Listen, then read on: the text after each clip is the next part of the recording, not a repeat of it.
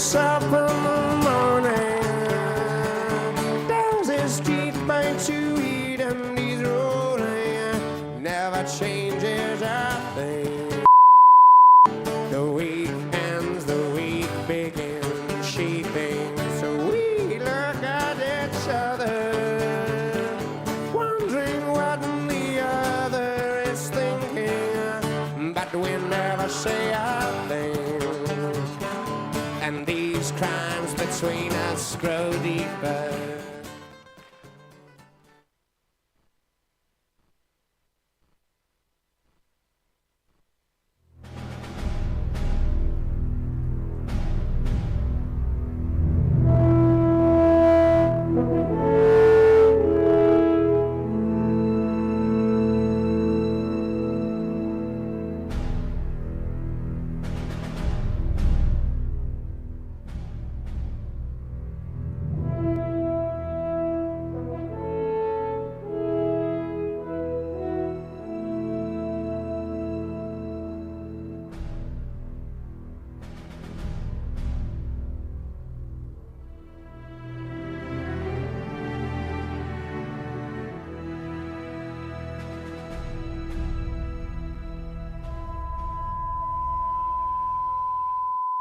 It's me. I'm back. This is Belly, and I'm dusting off the mic to bring you a new and improved Gut Check Live. On the next episode, we're catching up with where I've been, introducing you some new friends I've made, and we're reacting to the Social Reload show's take on drag shows, and I'm asking, what's the problem? We're also going to react to Tom McDonald's My Generation video, and that's why people have issues with the trans community, and you know I'm taking them to task. Be on the lookout and don't miss out. Gut Check Live, Star and Belly. Remember, Belly doesn't hate, he just for tells the Apocalypse, truth. Ned. This is the end, beautiful friend. It was December 23rd, 1969. Me and my men were pinned down in a dry creek bed about 5 clicks west of Tam Chi. We'd been trying to take a North Vietnamese position on the top of a hill for a day and a half with little success. Casualties were high, and morale was low. So I did what any good soldier would do. I dropped a double dose of mescaline and proceeded to drift off into a surreal world of hallucinations.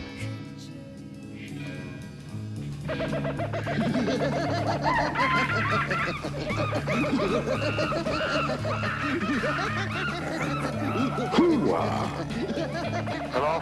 You wanna kill me, Charlie? Fucking kill me! Hello? It's kind of hard to be afraid when the jungle is melting all around you, and your M16 is turned into a giant chocolate bar.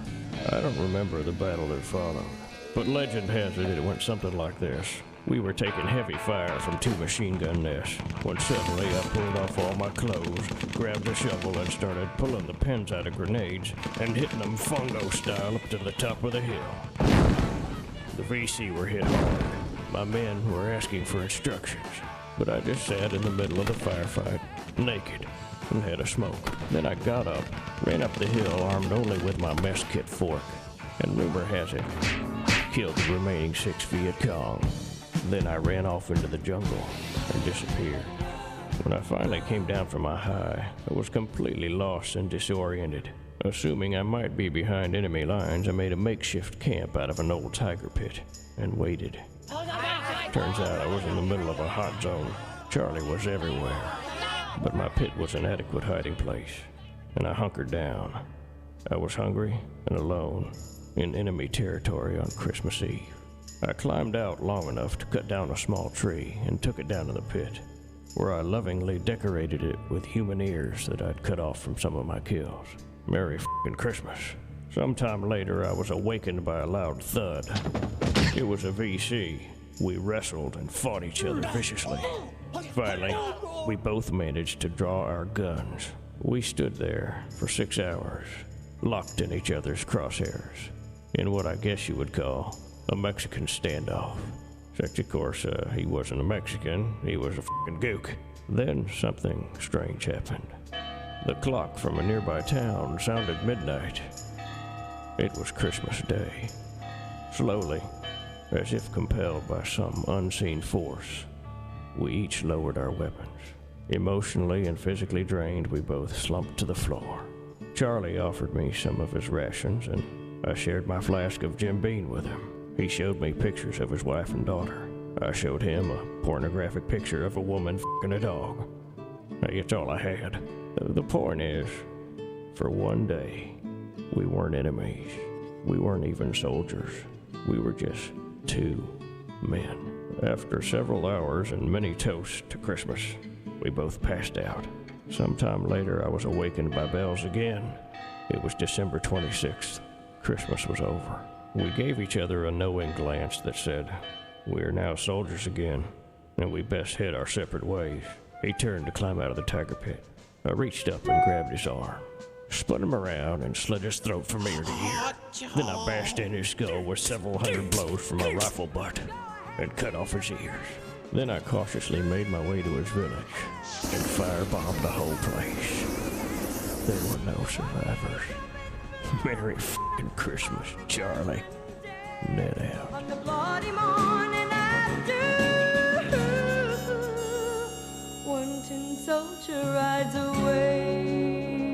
Time once again for Apocalypse Ned. This is the end. Beautiful friend. It was just after nightfall, and my entire company had just been pinned down by a couple of North Vietnamese snipers. And not only were they picking off anything that moved, one of them bastards was up in a tree with a loudspeaker. Oh, Joe! And he spent half the night trying to mess with our heads. Oh, Joe! You're gonna die out here! Where's your wife, Joe? She at home, but she's not alone. Are you over here fighting? She at home f***ing your best friend. Too bad Charlie didn't know I could shoot the ass out of a coon at 300 feet. Poor Joe. Why don't... One down, one to go. The next day we set out on recon, hoping to find the other sniper. And as luck would have it, we stumbled upon the bastard hiding in a tiger pit. Now, according to the Geneva Convention, we were not allowed to mistreat our POW in any way, shape, or form. But I didn't have a copy of the Geneva Convention, and if I did, I would have used it to wipe my ass about 50 miles back. So we proceeded with our standard indoctrination of new POWs. First, we castrated the bastard, shoved his little yellow genitals in his mouth. Then two guys held his jaws closed while I sewed his mouth shut with an old bootlace. Now, Charlie had two options. He could keep them in his mouth and slowly choke to death, or he could chew them up and swallow them like a couple of water chestnuts. Our boy decided on the latter, and he gulped them down in record time. Unfortunately, a funny thing about eating your own ball sack, it tends to make you throw up. And when your mouth is sewed up with an old bootlace, well, that's just bad luck. So after Charlie quit convulsing, I ripped out the old bootlace, tied my boots, and pulled out all of his toenails for a souvenir. I still got a big jar of Vietnamese toenails up on my mouth. I grind them up and use them as an aphrodisiac. Tastes kind of like chicken.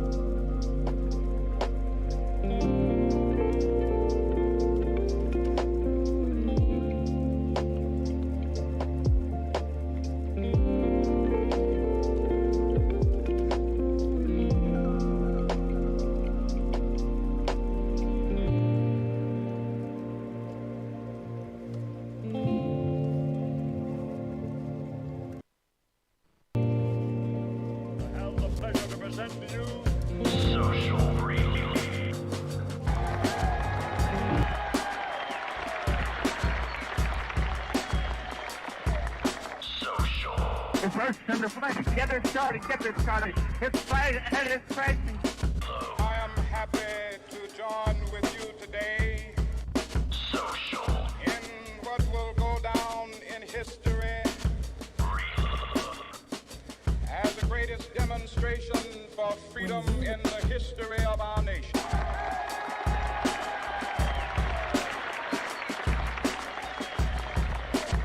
I have a dream. This is one of the worst catastrophes in the world. I have the pleasure to present to you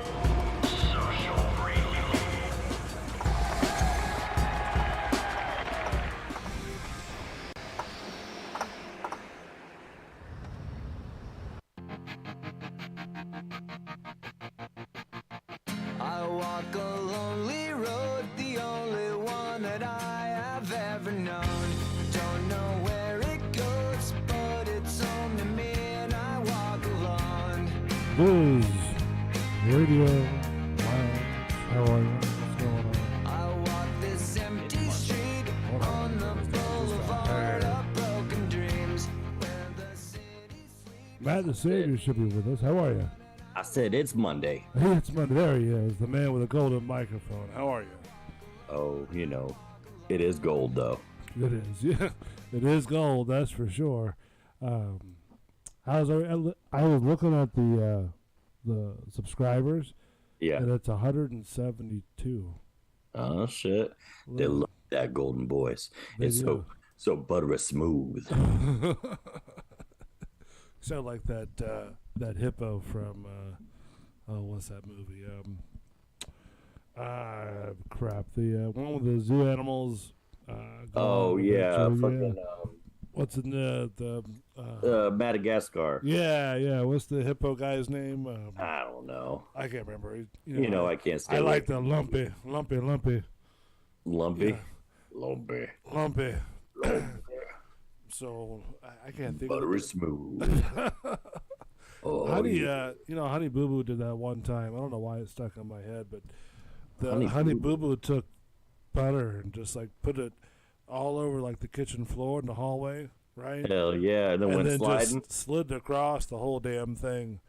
Damn, dude. Yeah, I would have. Them rednecks know how to live, don't they? Dude, I would have walked in and walked right back out. Me too. I'd have been like, no, I ain't dealing with this shit. Not for me. Yeah, you guys can have it. I don't want it. So, welcome to the show. It's September 19th. I got a couple different stories. One of UT that was a kid was shot at UT. A kid was shot? Yeah, a kid was shot. And then if you live in Puerto Rico, you might want to move. Just because of all the hurricanes that go along there. I do live in Puerto Rico. Do you really? Is that where your bunker's at? That's where one of my bunkers are. Oh, wow, you got multiple, huh? Yeah, luckily they're underground though, so the hurricane doesn't matter. We got some slight flooding. Yeah, there's a small bit of flooding in the Puerto Rican, area. Also, I was reading that I know that you don't care too much for theme parks, but maybe we could talk about it real quick. You always talk about No, this was like there was an article on Fox 13 that said Disney World enthusiasts say trip costs too much for an average family. Survey yeah, it does. So they were. That's been true. Well, they were saying that online gambling website Time to Play recently surveyed 2,000 self-described Disney enthusiasts of how they feel about rising costs of a family vacation to Disney World. I don't like it. According to the results, I don't care for the ice. It costs too damn much, $20. Like a $30 beer. Yeah, for a small little shot glass. For a small beer. Yeah. 92.6% believe the cost of Disney World vacation is now out of reach for an average family. I can see that. Yeah, 68.3% say rampant price increases make it feel like Disney World has lost its magic. 48.3% have postponed a Disney World trip in recent years due to price increases. You know what made Disney lose its magic to me? COVID. No. No? No. When they decided they wanted to be part of the woke agenda. Oh, yeah, that's true. Yeah. They turned into SJWs, and I had heard that they're going to kill out that, what's the water ride they have there? The Splash Mountain. What about Splash Mountain now? They're going to kill that out and make it into a Pocahontas ride. Okay. Or Princess and the Frog ride. I'm sorry, Princess and the Frog ride. Like, so these things don't bother me, really. And, like, this whole... What do you think about this whole Ariel... Halle Berry or whatever playing Ariel, whatever her name is. I don't care. I mean, I don't care either. I think that if you do, it's fucking retarded. Like, whatever the PC term for being stupid is. Like, just it's being stupid. That's it. Being stupid. Yeah. I was reading over an article about that because for one.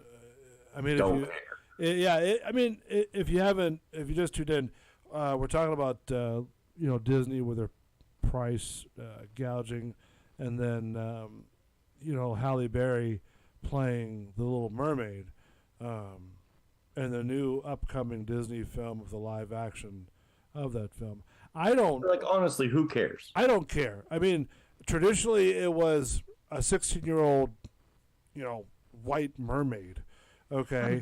Who can even say what race she was? She was a mermaid. It's all myth. Well, I'm saying if you're trying to describe, what it would be. If I was trying to describe her, you're right. I'd probably describe her as white. I mean, and that's what people see. That's what people envision. That's what people sort of grew up on. Whatever. But now, when you try to, it's like. Go cry me a river. People got upset when Will Smith played Genie in the Aladdin movie. It's like what? Yeah, they got upset. They're like, "Oh man, what's going on with this?" What's the world coming to? It's like, come on, really? It's just it's an actor portraying a film, and that's what they like, were looking for. What is the big deal? That's one of the things that I don't understand is that when people go protesting about certain things, and they go, "Hey, I want to protest about what you think and what you say," it's like, what? Why? Okay, it's a Disney animation. It's a cartoon. All right? If you don't like it, then don't have your kid watch it. You definitely don't have to watch it. Right. Nobody's forced you to watch, but to sit there and throw a bitch and a fit and a company, not let's just say any company for that matter, they lose, $4 or $5 million, and they've got to let go 1,000. That's up to employees. them, by the way. Like they knew what they were doing when they did it, and if it was a risk that they were willing to take, it's on them. It's their business. It's a business. Well, yeah, that's true. That is very true. But for the person, the consumer, to sit there and go, well, I don't like that product. You better change your product. Yeah, it's like companies you're shopping from. Right. It's like when the Beauty and the Beast, they made a big stink about that because the villain, the Gaston, right? Yeah. Okay. He, I think got shot by an arrow and fell off the building, right? Well, okay, so what? They're like, well, it's horrible for my kids, and and it's like, well, then teach your kids also just don't take them to watch it. Nobody's telling you that they need to be. I mean, did your kids watch Bambi? Well, yeah. Yeah, well, right. What happened to that? A mother dies. Like, come on, man. That's the biggest aggravation for me is when I hear stories about how people's child's life has just changed and just they need therapy and this and that because shattered his innocence. Right, and I'm like, but why did you go take them to go see that film? Why did you go take them to go see that thing in the theme park? As a parent what the consequences are. You know what you're doing. Right. And if you don't, you damn sure better do some research right. first. You know what's going to happen. It's like you don't go on a trip. Let's say if you go to California, that there's going to be, gangs anywhere inside there, right? So you Gangs? make gangs, gangs, Gangs, gangs. So you make a point to not go into certain areas of California, like Los Angeles, right, where most trouble is going to be in. You know what I mean? Like Compton and Watts. You don't want to go inside those type of neighborhoods. Well, unless you do, but you got to know. Right. Yeah. But nevertheless, I mean, it's an animation. Why are you throwing a fit over an animation? There's a lot more bigger things in this world to be mad about, like paying your bills, getting groceries, making sure your kid's fed with that, Nutri-Grain bar that you bought at Target for $40. Exactly. There's lots more things to be upset than what I'm sure your kid is watching more stuff that you don't know about because of the iPhone or whatever Samsung Galaxy 285395 that they have, with the iWatch and the 48 whatever, headphones and shit like that. So what you think that your kids are probably watching on Facebook, if you're not monitoring that, they're probably watching a whole lot more and probably playing a whole lot more shit than you probably think. And they're probably you're not even. You would definitely hate. What's that? That you definitely wouldn't be okay with. No, hell no. Because now they're thinking, hey, I'm bamboozling mom and dad. You know what I mean? That's like, but you know what? If you're a good parent, you can sniff it out. You know what I mean? And you sit there and go, what the hell you doing? Let me see. Are you on something that you're not supposed to be on? Yep. All right, cool. Give me it. Let's go. Not just sit there and go, oh, it's okay, little Johnny. Just don't watch it again. And then, of course, once the parent leaves, the little Johnny's going, ha, ha, ha, I just bamboozled mom and dad. Ha. Exactly. And it's sickening because it's like, all right, these people who were growing up, whenever we were growing up and stuff like that, what this stuff is about, all right? Like, if you're going to let your kid watch a Freddy movie, there's going to be blood. There's going to be suspense. There's going to be a sex scene. Right. All that. So why sit there and make a big stink out of it and go, oh, my God, my child was... Well, how old was your child when you were watching it? Okay, 5 years old. Did you explain to them that this was just fake to them? No. Well, then what? Well, I don't understand what you're bitching about then. Why would you even watch a film, if the kid's going to get freaked out? I mean, listen, this is parenting 101. If your kid's going to get freaked out about something like that, then why take them? Why go through all that mess? Yeah, why are we even doing this? Right. It's like when I see people, when I used to work for Busch Gardens, I used to see parents bring their 6-month-old in the stroller through the houses. Now, mind you, at 6 months old, they're not really going to know anything, but still, nevertheless, the decibel level, I think, in my opinion, would be way too high, for that type of... does that make sense? Yeah, for sure. But then they sit there and they bring their little kid, 4, 5, 6, all 10, whatever, inside these houses. And mind you, some of these kids are really cool and ready to go, but some of these kids are frightened half to death. And they told us that when you scare a family, you don't scare the kid, under I think it was 10 or something like that, or whatnot. You kind of make a joke a little bit, but then you scare the parents half to death, for bringing the kid to there. You don't want to have the kid have therapy. You want to make the parents have therapy. Right. For bringing them. But to me, that's kind of goes hand in hand because it's like, that you're watching these movies, all these movies have been brought to real life and stuff like that. You know what these movies are about. You know what these movies are going to have in them. You know what the plot is.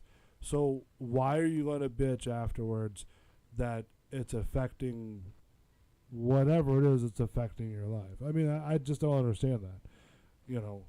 Why even, it's like putting in a porno movie in there and trying to explain to the kid what's going on. You know what I'm saying? Right. You just don't do that, because not only are you just now putting imagery into their head that's going to affect them most likely, now you're kind of, spoon feeding them a little bit. You know what I mean? Yeah, and they call it grooming. Right, and these are the people who are supposed to be running this country in the next, couple, decades. Like these are the people who were supposed to. I mean, think about it. These are the people who were supposed to be, coming, and presenting and wanting to go for presidencies and governors and stuff like that. And we're being. These kids are now being raised that it's okay to be a douchebag. It's okay to be to cry and depend on mommy if you need something and whatnot, which is fine in one sense, but then in another sense it's like you got to learn to get up off your feet and stand up on your own too, Of course, yeah. So I don't know. I'm sorry. I didn't mean to go to a dissertation about that. It just bothers me when people do that because I hear it all the time about how these cartoons are like just so disturbing and there's petitions this and petitions that. It's like, come on, really? It's a cartoon, And that's what happened with that ride. They petitioned that ride so much that they changed it. So, and that's the thing, and that's exactly what I was saying about like they went all social justice warrior and everything like that, and I don't like it. It's not necessarily the fact that they want to post an opinion or anything like that, because I mean, whatever, fine, but it's the fact that they're allowing like this type of person kind of direct their flow, if you will. Yeah, like exactly. They're setting these weird precedences on what seems like bandwagoning. As like a company, so it's really weird. I don't know. It just seems like something they shouldn't be involved in. Right, and it seems to me like you said too. I also, just to put a caveat on it, seems like they're caving in just to appease the mob, Yeah. And right, and they're like, look, we're cool, we're hip, we're with it. Right, and it's fine to appease the mob because you want to attract those customers and those people. I guess, to your but stuff. if you ask me, they're alienating their actual customer, which is true. Which is heterosexual couples with children. That is true. Yes, they're like, no, fuck them. That's not what you want to. That's not what you want. Anyway, I don't want to get into a political thing. No. I mean, it's not a political thing. I mean, you're hitting it right on the button. The thing is that before COVID.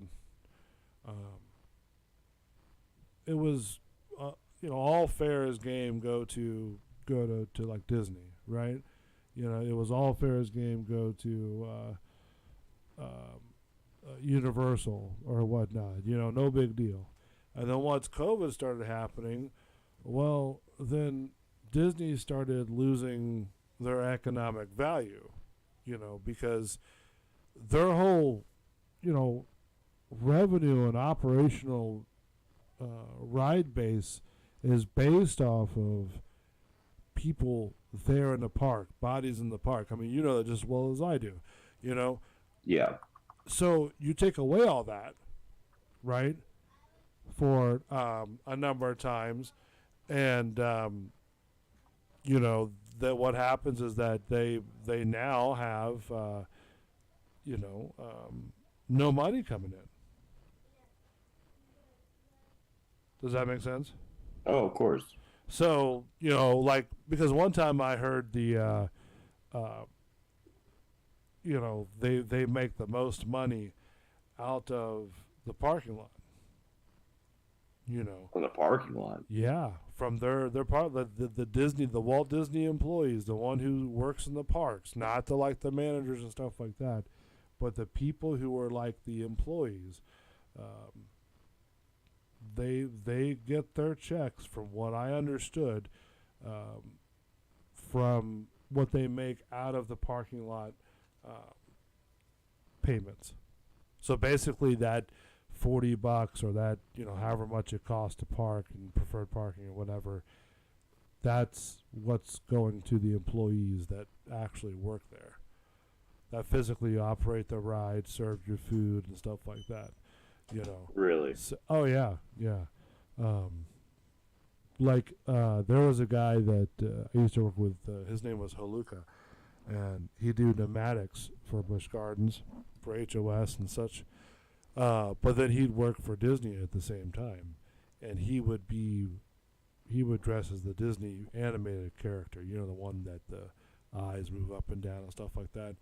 Okay. And he said that they would have 2 escorts go down there in this giant vault, open it up below ground, right? Yeah. And they would physically help him put on the suit. He wouldn't touch anything. It was like they were just sort of like security, Men in Black type of deal, But that's the problem. You don't have any money to pay for these people. You have any money to pay for your employees. You have no money to pay for your rides because you can't pay for the electricity that these rides take to use, And speaking of that, did you go to HOS when they had Unearthed? Unearthed. I don't think so. The one that was sort of like the main thing for HOS, for Busch Gardens. I don't remember, no. Yeah, well, I mean, they had a house called Unearthed. That house, just to run without cast members, lighting, electrical, special effects, fog machines, stuff like that, right, was right up there at $1 billion. How much? $1 million. Just to run. Must be nice. So, and that's what I'm saying. Like, all this stuff, like the money that comes in from all this stuff, that's how they pay for all this mess. And when you raise the prices on this stuff, nobody's going to come. And now, with COVID happening, they were shut down for, what, almost a year, right?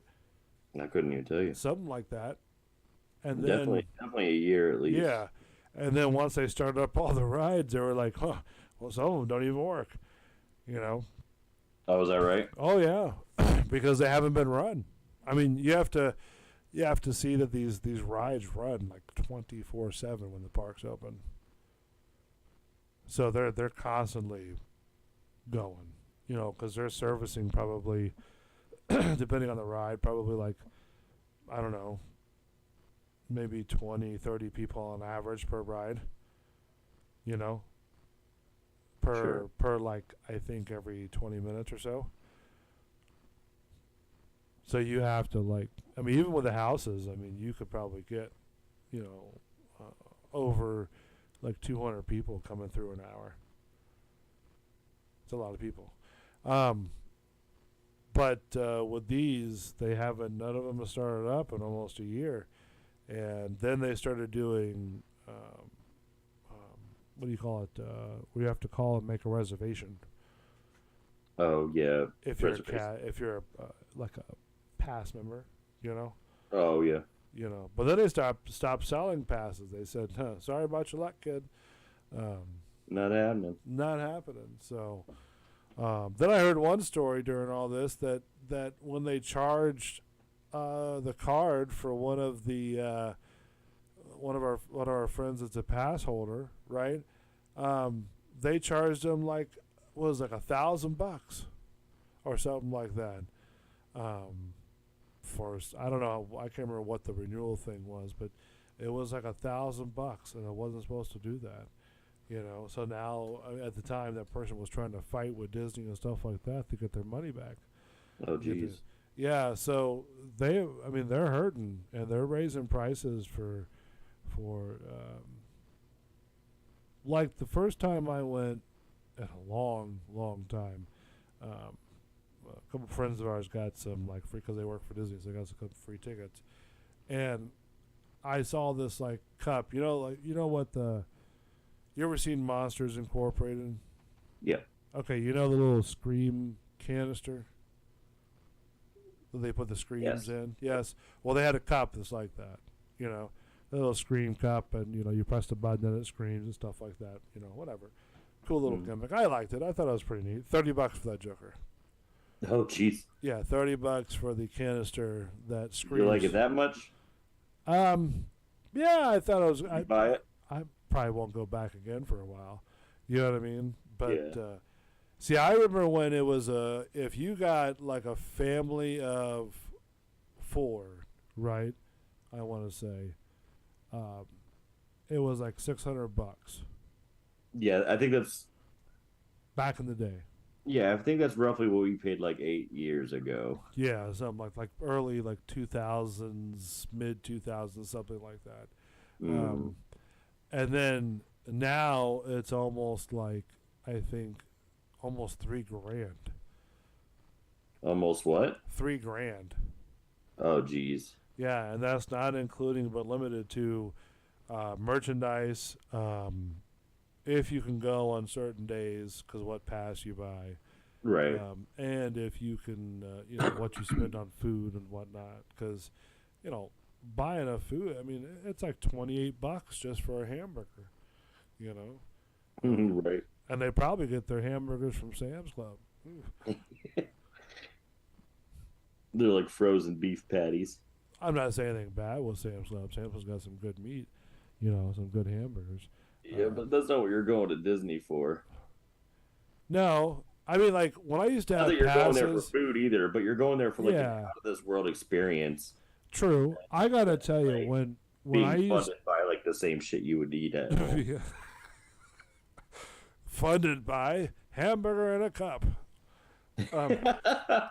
Hamburger in a cup. Yeah, get your hamburger in a cup, right? Hey, you want cheese? It's right down the street, buddy. Did you want a hamburger? I want it Did in you a need a cup with some cup? fries in there too, man. Put a little bit of got you ketchup, covered. mustard. There you go. I gotta tell you, there at one time when I used to have passes, there was this one place over there. I don't know if you know Disney kind of by memory, but over there in like the Frontierland, I think it's called.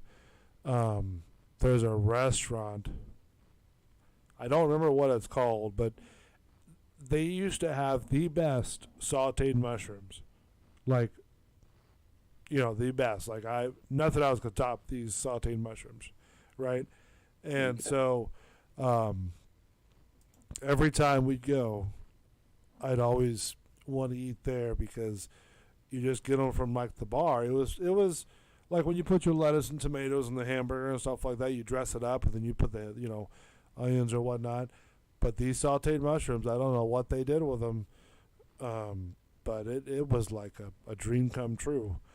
So damn good, huh? Yeah, but the problem is they're kind of felt really. $3,000. No, they kind of felt really good coming out too. So. No, back then it wasn't that expensive, to be honest with you. It was actually reasonable, for a family of 4 to go eat there. It's like, probably under $100. I could imagine, but nowadays you try to do that, it's about $2,000 just to eat there, so it's like one day. One day we stayed at Animal Kingdom Lodge, right? And it was nice. It was cool. No big deal, right? What was it called? Animal Kingdom Lodge. Right The on. one where the animals are kind of outside your It's all hotel over room. there. Yeah, it's all over there. Yeah.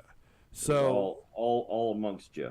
right. Well, I mean, not really. They're not like coming in your room and eating your food, Could not be. That's a lawsuit. That'd be cool though. Like if a giraffe stuck his head in the room and started You eating your would food. say that. Heck yeah, man! That's what I was hoping.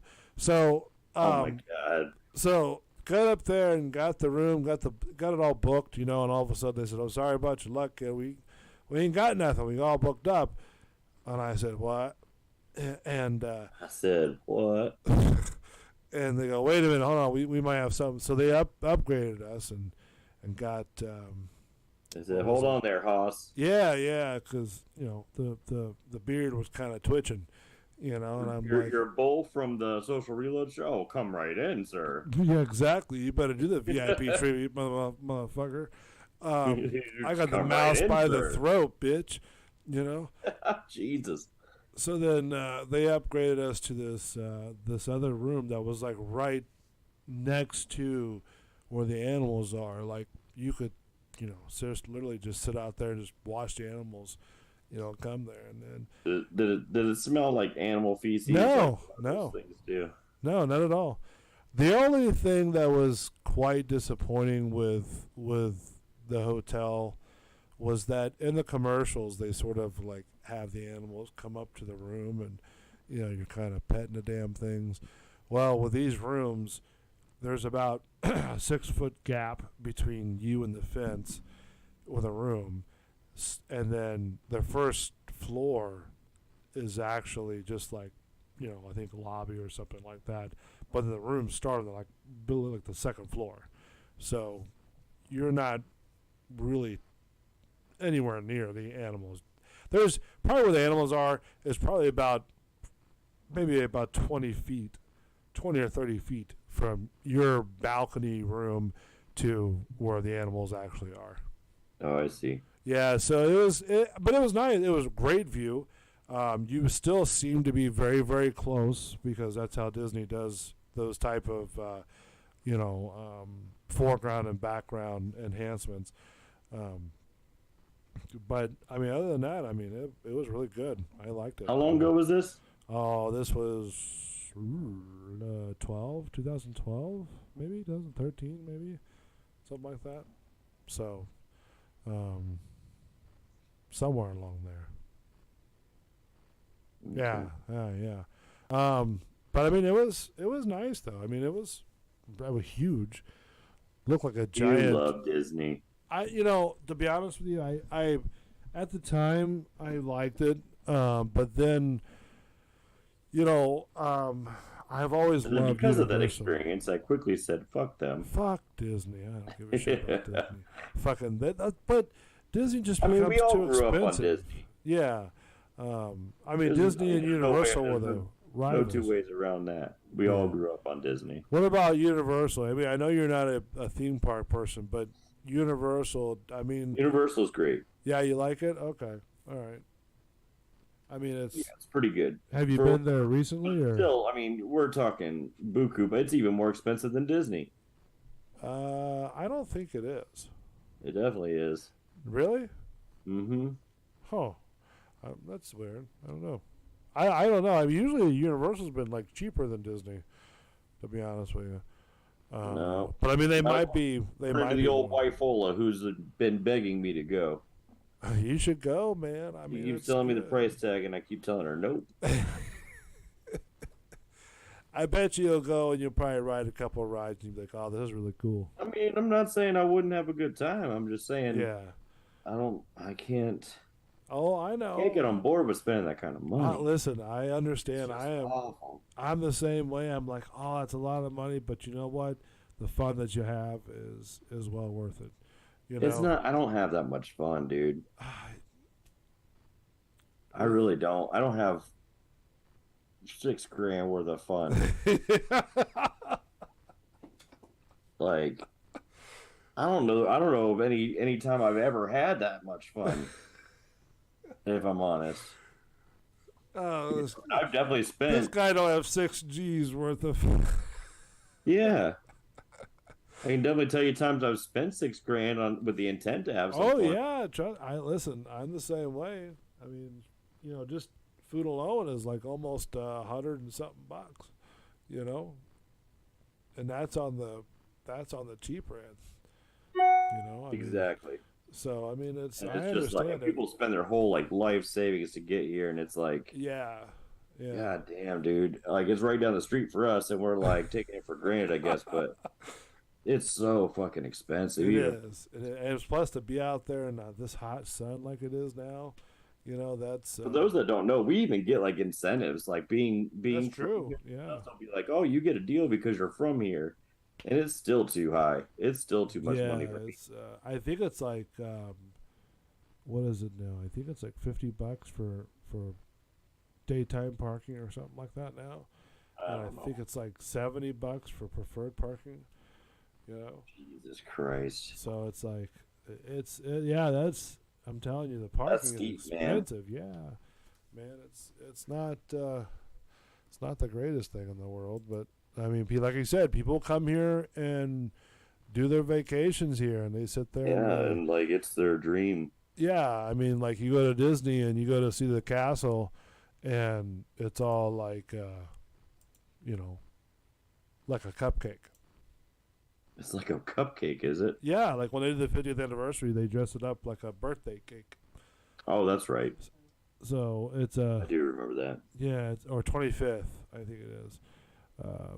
But yeah, it's dressed up. I mean, I read a couple different blogs about that where they said that people were really pissed about that. So, you know, I'm trying to pull up a good song to go out real quick. But yeah, so, huh? We're taking a 5. Yeah, we're kind of ending on some other stuff. All right, so here we go. When we come back, we're going to talk about the couple stories that I've got pulled up. Alonzo Matt's got a couple ones that he likes to talk about. The damage in Puerto Rico. Oh yeah. And the guy who died from UT. So don't go away. We'll be back in a minute. This is the Social Reload Show. Stay tuned. If I can get this. There we go. I grew up. I think the present owner fixed it up. I never knew we ever went without. The second floor is hot for sneaking up. And this is where I went to school. Most of the time had better things to do. Criminal record says I've broken twice. I must have done it half a dozen times. I wonder if it's too late. Should I go back and try to graduate? Life's better now than it was back then. If I was them, I wouldn't let me in.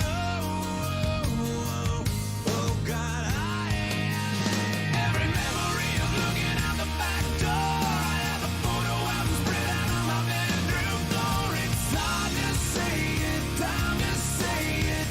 Goodbye, goodbye. Every memory of walking out the front door. I found the photo of the friend that I was looking for. It's hard to say it, time to say it.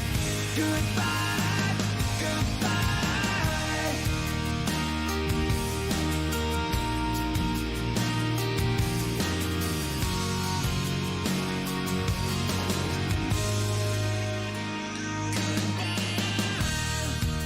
Remember the old arcade? Blew every dollar that we ever made. The cops seen us hanging out. They say somebody went and burned it down. We used to listen to the radio and sing along with every song we know. We said someday we'd find out how it feels to sing to more than just a steering wheel. Then Kim's the first girl I kissed. I was so nervous that I nearly missed. She's had a couple of kids since then. I haven't seen her since God knows when. Oh, God. Every memory of looking out the back door. I have a photo album spread out on my bedroom floor. It's hard to say it, time to say it. Goodbye, goodbye. Every memory of walking out the front door. I found the photo of the friend that I was looking for. It's hard to say it, time to say it. Goodbye.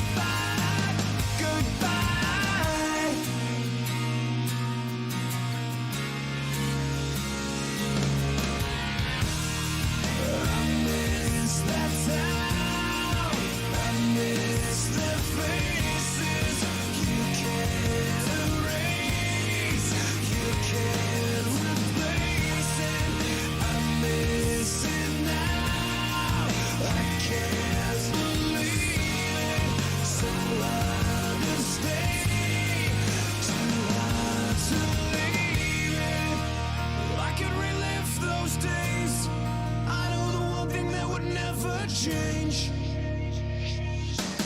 Every memory of looking out the back door. I have a photo album spread out on my bedroom floor. It's hard to say it, time to say it. Goodbye, goodbye. Every memory of walking out the front door. I found the photo of the friend that I was looking for. It's hard to say it, time to say it. Goodbye, goodbye. Look at this photograph. Every time I do, it makes me laugh. Every time I do, it makes me.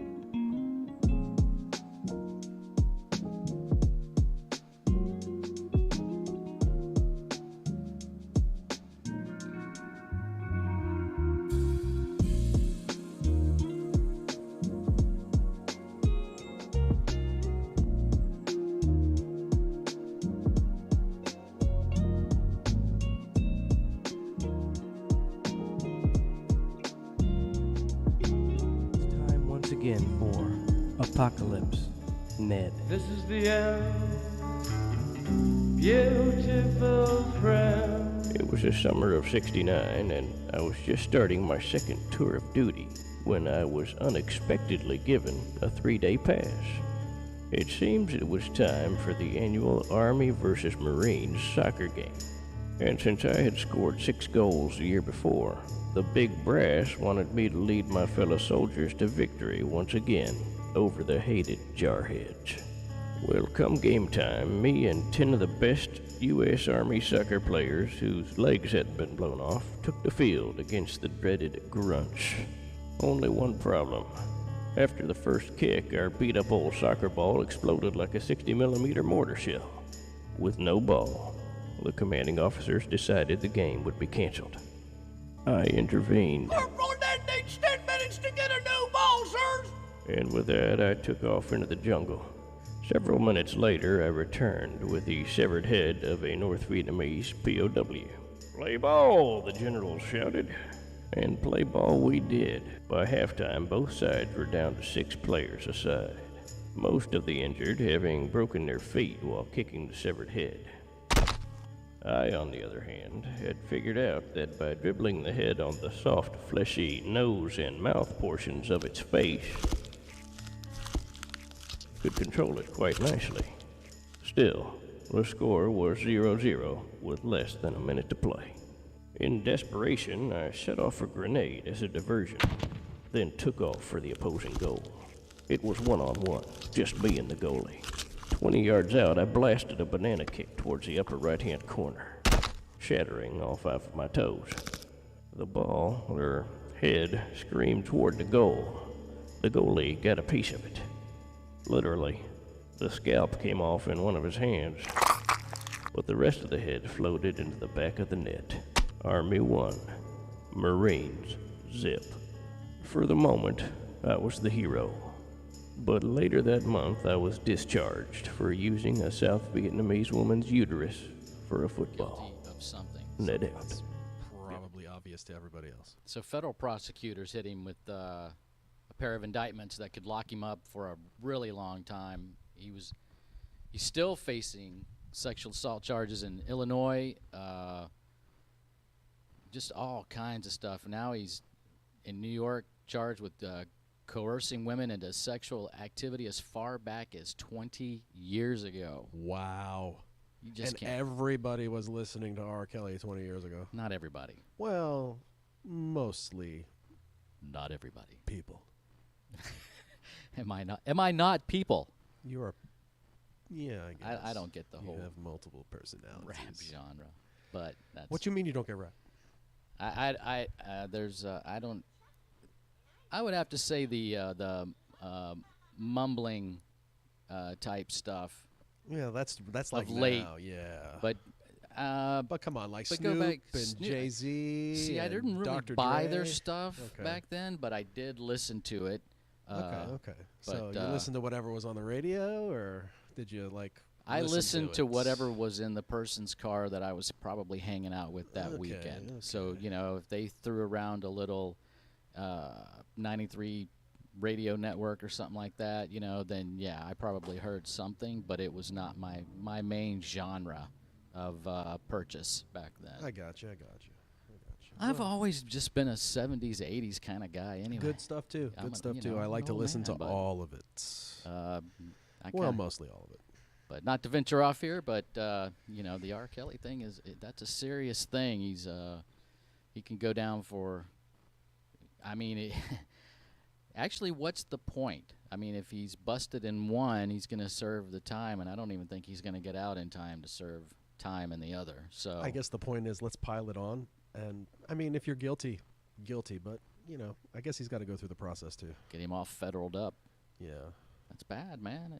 Yeah, Can't multiple go around places. doing that thinking you're invincible, because one day that shield will drop. For me, it's my knees.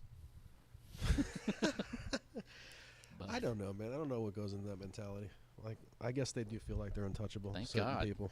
Could you imagine I don't know. I having mean, what are that you thought thinking? process? I No, cannot. It's disgusting. There's no way that I could get into and even thinking about like anything like that. Yeah, it's disgusting. They've got him on child pornography and illegal activities across state lines. So each child pornography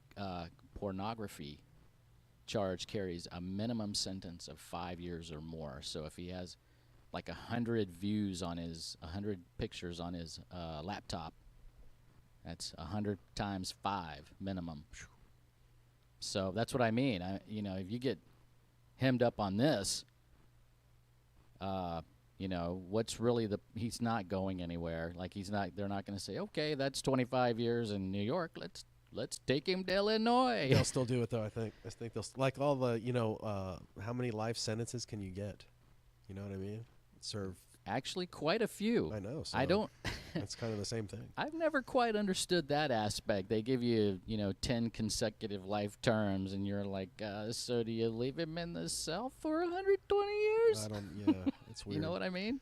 But, That's gonna stink after a while. I guess that's how the laws are written, so we have to respect it. I do respect the Yes. laws, man. I've gotten out of some crazy stuff. Well, certainly not like R. Kelly.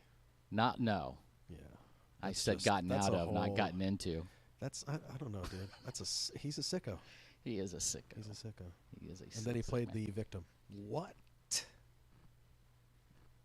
My biggest fear is that he made money off this. I mean, you'll know better than I would, but has he come out with like an album in the past 5 years that touches on his law troubles or anything like that? I don't think he's mean, going to touch that with a 10-foot pole. Has with he his is what music. I'm I don't asking. think so. No? I mean, unless there's hidden innuendos that I have no idea, I wouldn't even be able to begin.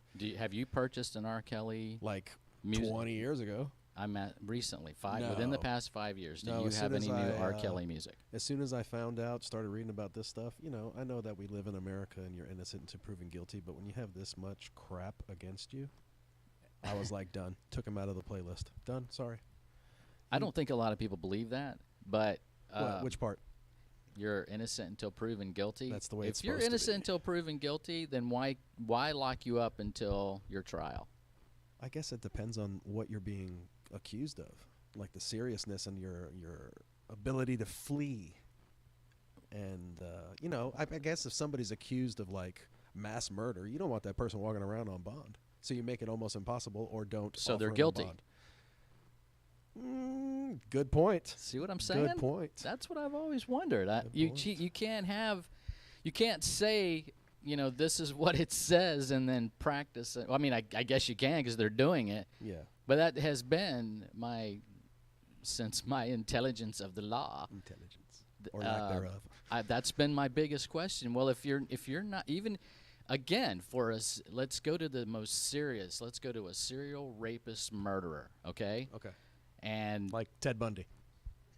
Okay. Well, who was caught, by the way. Ted, yes, and got away twice Yeah, actually. so- But yes, okay. So at his primary arrest, okay, for his first arrest, they had an idea that it was him, but it wasn't him,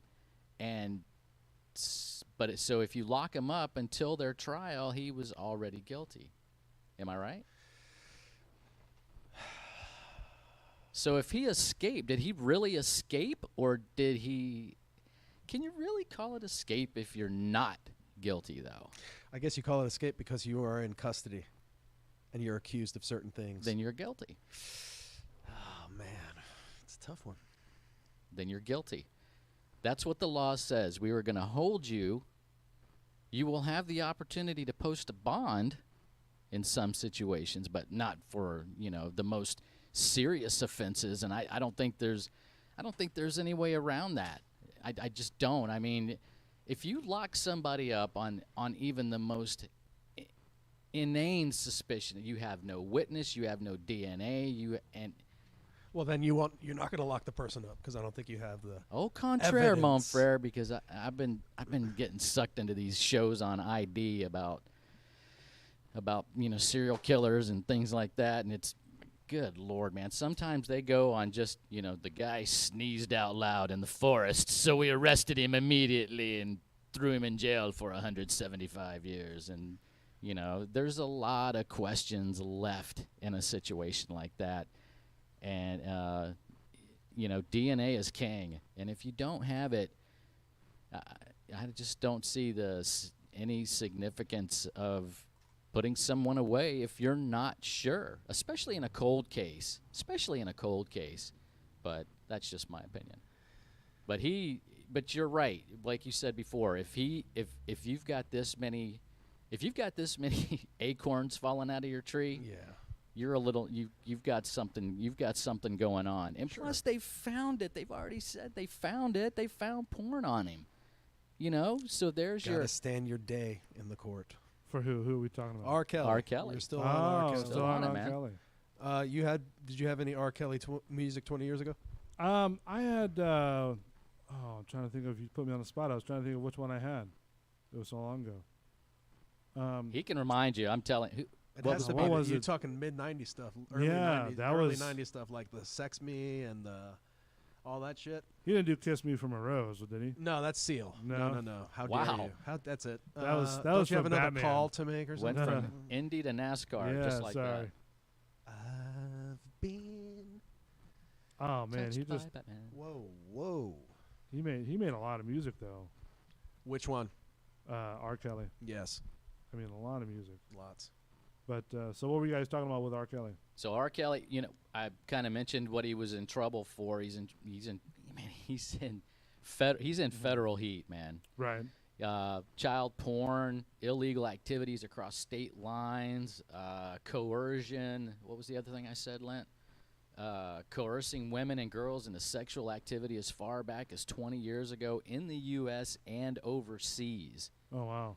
So what we were talking about is, this is federal now, okay? So he's been hemmed up in New York. He's getting ready to get some more pounded on him in Chicago. So, and this is a minimum 5 just on the porn visuals alone. So in 40 years, do you say, okay, New York, you're done, and then send him over to Chicago, or do you just not even? Well, So I'm saying, is one actually necessary to prosecute the other? Is what what we were talking for about. what, like what charge is bigger than the other? Yes. I mean, I guess what he's saying is, what's the point of charging him so many times? That is true. I mean, for the record, I guess they have to. You know what I mean? Like put a charge on them. They have to put that charge, on you, to make it stick, to make the justice system happy. You know what I mean? Does that make sense? Yes. I mean, that's what I was thinking. But I mean, or would they do it like what was the guy's name?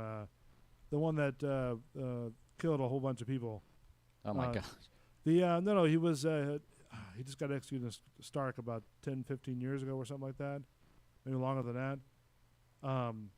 They have him on Netflix. Ted Bundy. Ted Bundy? Ted Yeah, Bundy. we He brought that mentioned up, him too. also. Yeah, but then he went from different state to state, being charged with more and more stuff. Yes. You know, And then so- eventually, when he got to Florida, you know, they said we got to put a stop to this, and so I think for Florida also he served as escaping the other jails and stuff like Florida, that. he escaped Colorado, and then he killed, I believe it was on the either UF or FSU campus, but then FSU. the only child he got was the last victim he got.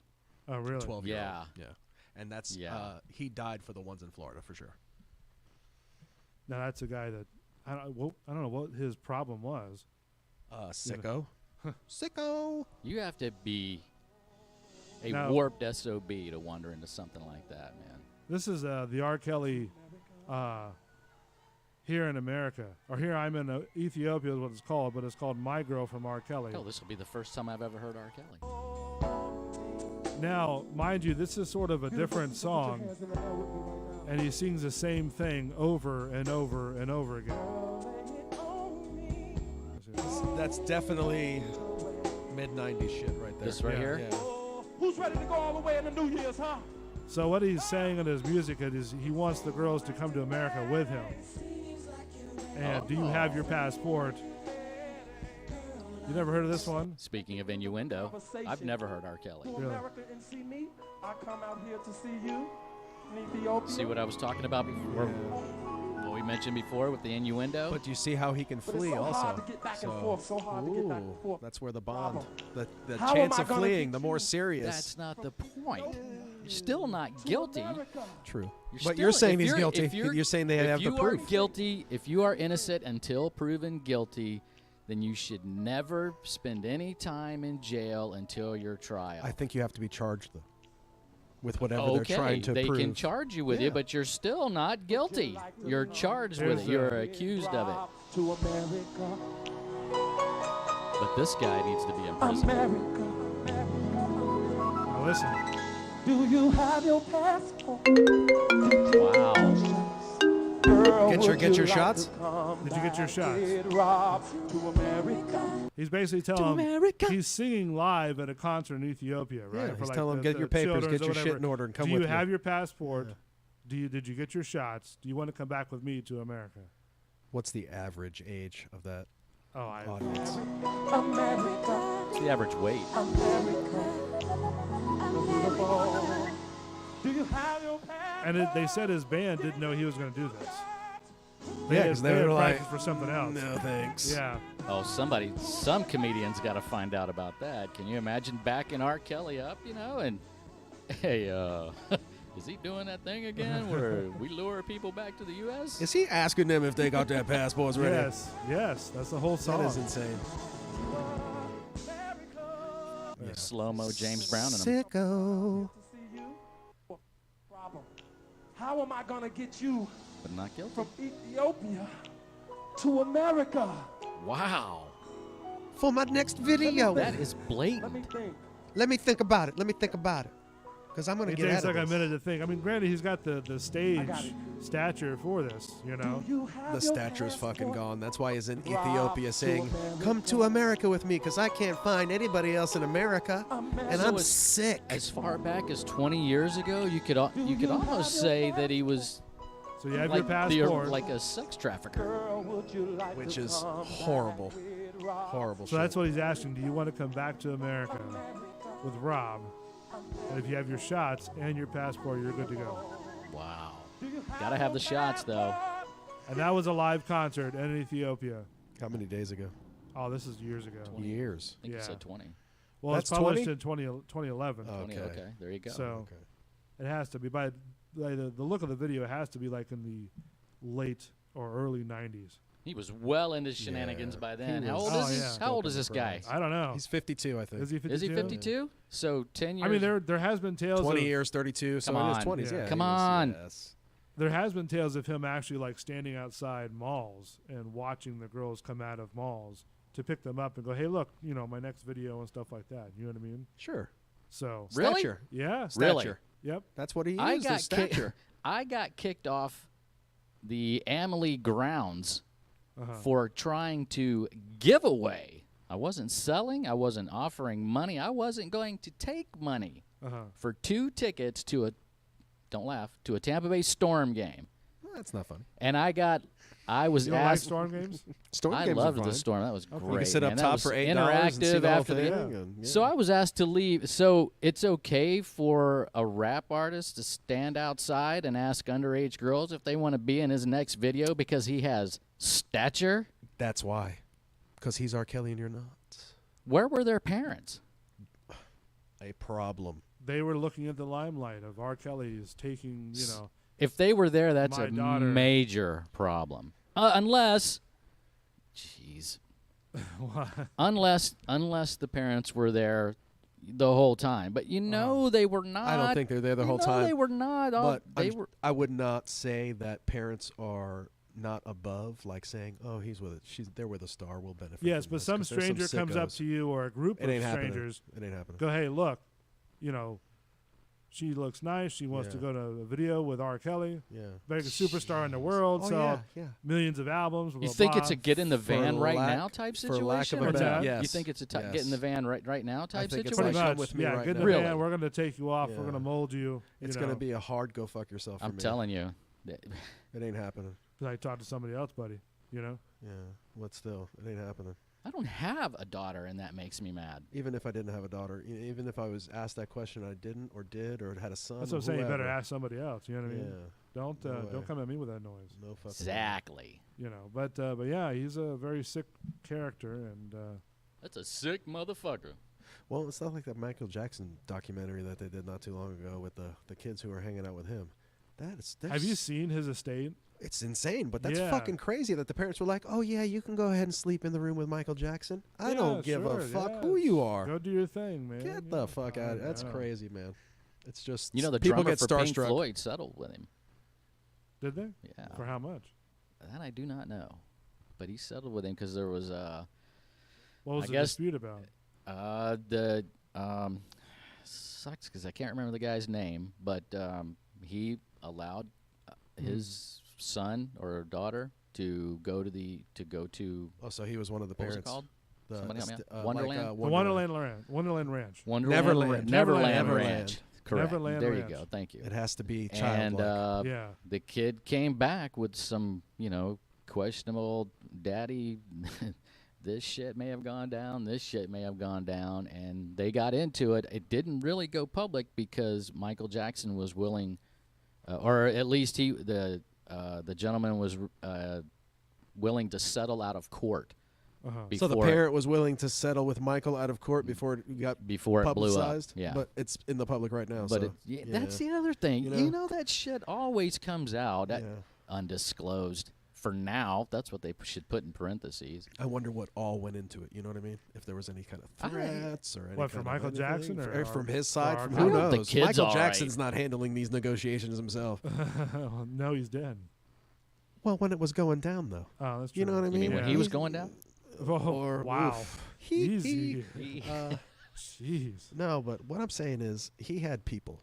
That Oh, of talked for him. course. Come Yeah, on. he had people who took care of all this Yeah, stuff. and- we need to sweep He this had under lawyers the rug, and- or if right, you don't right. do this, I'm gonna. You know what I mean? I'm just wondering what all. The went man into had it. issues, no doubt. He didn't know if he wanted to be Donna Summer or act like Elvis Presley. So, talk about personality disorder gone awry. You find that in Michael Jackson for sure. So, I wish him well in his next life, but Michael Jackson? yeah, He's already dead. I know. If he Okay. did any of those things, You think he'll come back or no? Are you asking me if I believe in reincarnation? Yeah. I do. Okay. I do believe in What would he reincarnation. come back as? I believe that you're given the choice almost. The But choice? if he came back, I think he would come back as a oh man, A reincarnation of himself? a llama in a petting zoo. A llama. I think that's too good because he'll still be touched. Exactly. Because he's bad. Do you think his mind will stay inside that llama and be like, oh, look, all the kids, and all the kids are like pulling at his hair and stuff like that, and he's freaking out? If you believe in deja vu, you almost have to imagine, yes, that one day that llama would be running around that pen, and he would see a little red-headed boy that reminded him once, wow, I just had a deja vu. Yet he cannot verbalize it, for he is a llama and cannot speak. But yes, to answer your question, yes. You just went a whole new world that with was that one. fucking deep. Yeah. The llama said.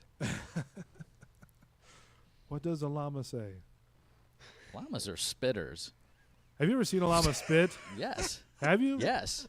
How Not is that? live. I've seen a video of it, but Okay. yeah, man, they launch it and get a I wonder why llamas do that. They get a good loogie launch. What is the purpose? Do you think of they doing that? aim at their target and hit I it? believe they're aiming at the eyes, and they're trying to disorient their enemy or their stalker or their. This is a don't little fuck with me. Kid at a petting zoo. See this one here. A. Cunning said deja vu just like the Love Matrix. that. I love it when animals just fucking go off on people. Wouldn't that be some bullshit, though, if you went into the Matrix and were a llama? That would suck. What? That would suck. That wouldn't would. it? Yeah. You get You put never into seen the The Matrix Matrix? and you're a llama. I'll have to watch it again. You haven't seen The Matrix? I've seen one of them. I'm not sure which one, though. Dude. The Good Matrix story. is not bad. No, not bad It's- at all. It it's was a ahead really its good- time, really. And For- when, yeah, when- for CGI. yeah, when we went to see it, when it came out, we were like, holy shit, this is a good movie. I said that about Heat. They didn't make 3 of them. Wow. That's because they made 3 in 1 with Heat. What was that, like a 5-hour movie? It was a 3-hour movie, man. I think that was the originator of the 3-hour movie. No, but the Matrix is a really good, I thought, really done well CGI'd film because they were, like you said, bringing out new technology, as in they had that stop motion. Yeah, I like you the first know, ones, like scenes, turning but it got point. a little bit hokey in the other two. You know what I mean? Like when Neo's flying around or whatever the hell he's doing. Yeah, like he sort of became like this Superman of Which this is cool. world. Easy. But Easy. No, he didn't become Superman. Easy, Tiger. No Superman.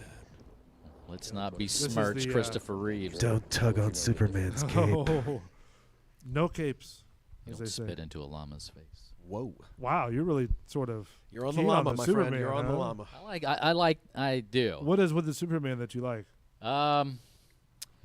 The vulnerability of him, Okay. man, somebody's got to let him cut loose. If he could just get off the Clark Kent pedestal while he is Superman, I think that would be a good movie if just Batman would grab him and say, if we're going to win this, you have to be you. And not This is worry what I about think damage. about when you say Superman. At a man This your here? stature, talking about Superman like you sort Great. of, you know, like Hey, what is little it? girl, you want to talk Superman? Hector Medina chiming in. Who? Oh yeah, we almost got spit up on by a llama in the New Orleans Zoo like a month ago. They're pretty Get outta accurate. here. Yeah, so I guess they are pretty accurate. This must be a defense mechanism. To spit on somebody? Hey, what do you got to do? I mean, what would you do if a llama spit on you? Spit on him back. Would you spit on the back? I would. Yeah. I would. I don't know. You gonna get in a spitting competition with an animal?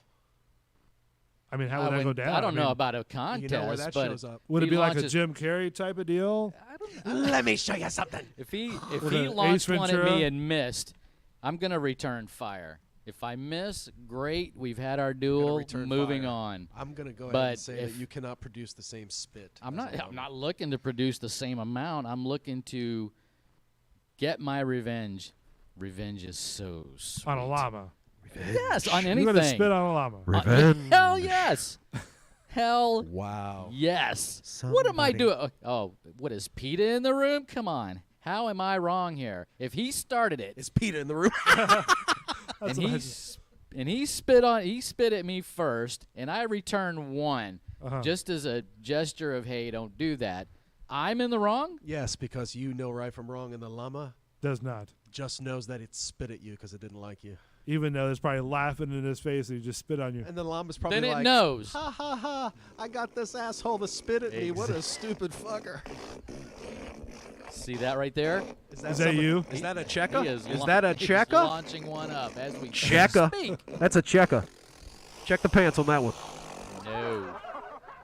That's you and the llama right there. That's everybody laughing at your ass when you're spitting back. I'll remember that. Brightburn. Thanks, PC. I'll remember that. Brightburn, yeah, I read about that. I haven't seen it either, but that's like Superman goes evil instead of Not evil. I don't want him to go evil. I want he him goes to pretty dark. Was it as a Brightburn? kid. Yeah. Did you All see right. it? No, I have not Yeah. seen it. So Oh, this is the one where the I remember seeing parts of this where he's a Superman type person, and he's like an evil Superman. I think he hits the planet, and instead of being like all good valued and shit, planet. He goes dark early. I will fight you, planet. This is great. Well, it's a good little twist. This though. is little evil Superman. Superman with a twist. But then you can't sort of destroy him either, right? Except for somebody can. Was it Batman, Krypton or Kryptonian? Batman would figure out a way to take out Superman. He's got a way. Did you watch that movie, the Batman vs Superman movie? Oh yes. Did you like it? I did like that one. Okay. They could have done Justice League a little bit better, but I was very excited that they finally did it. So I liked when they. And Well, that kid Justice who's League's been playing out for a while. Flash is a good Flash. So. And Yeah, Gal he was Gadot, funny come as on. shit. Come on. Hector went on to add that the llama has a 30-second reload time, so you better Really? get your shit 30 out quick. seconds. Martha. Why do you say that name? Really, a 30-second reload time. So you have about 30 Why? seconds to get that loogie hocked up and I ready to go. am interested in the gentleman that stood there and timed that. And did he get popped again? No, he took off. At the 31st They got second. the fuck out of there. I'm sure he turned around and videoed Have a it. 30-second reload time. 30 seconds. To actually see them cock their throat. Why did you say that name? Oh, man. 30-second reload on a llama. That's crazy. This guy's going to spit on him if he spits on him.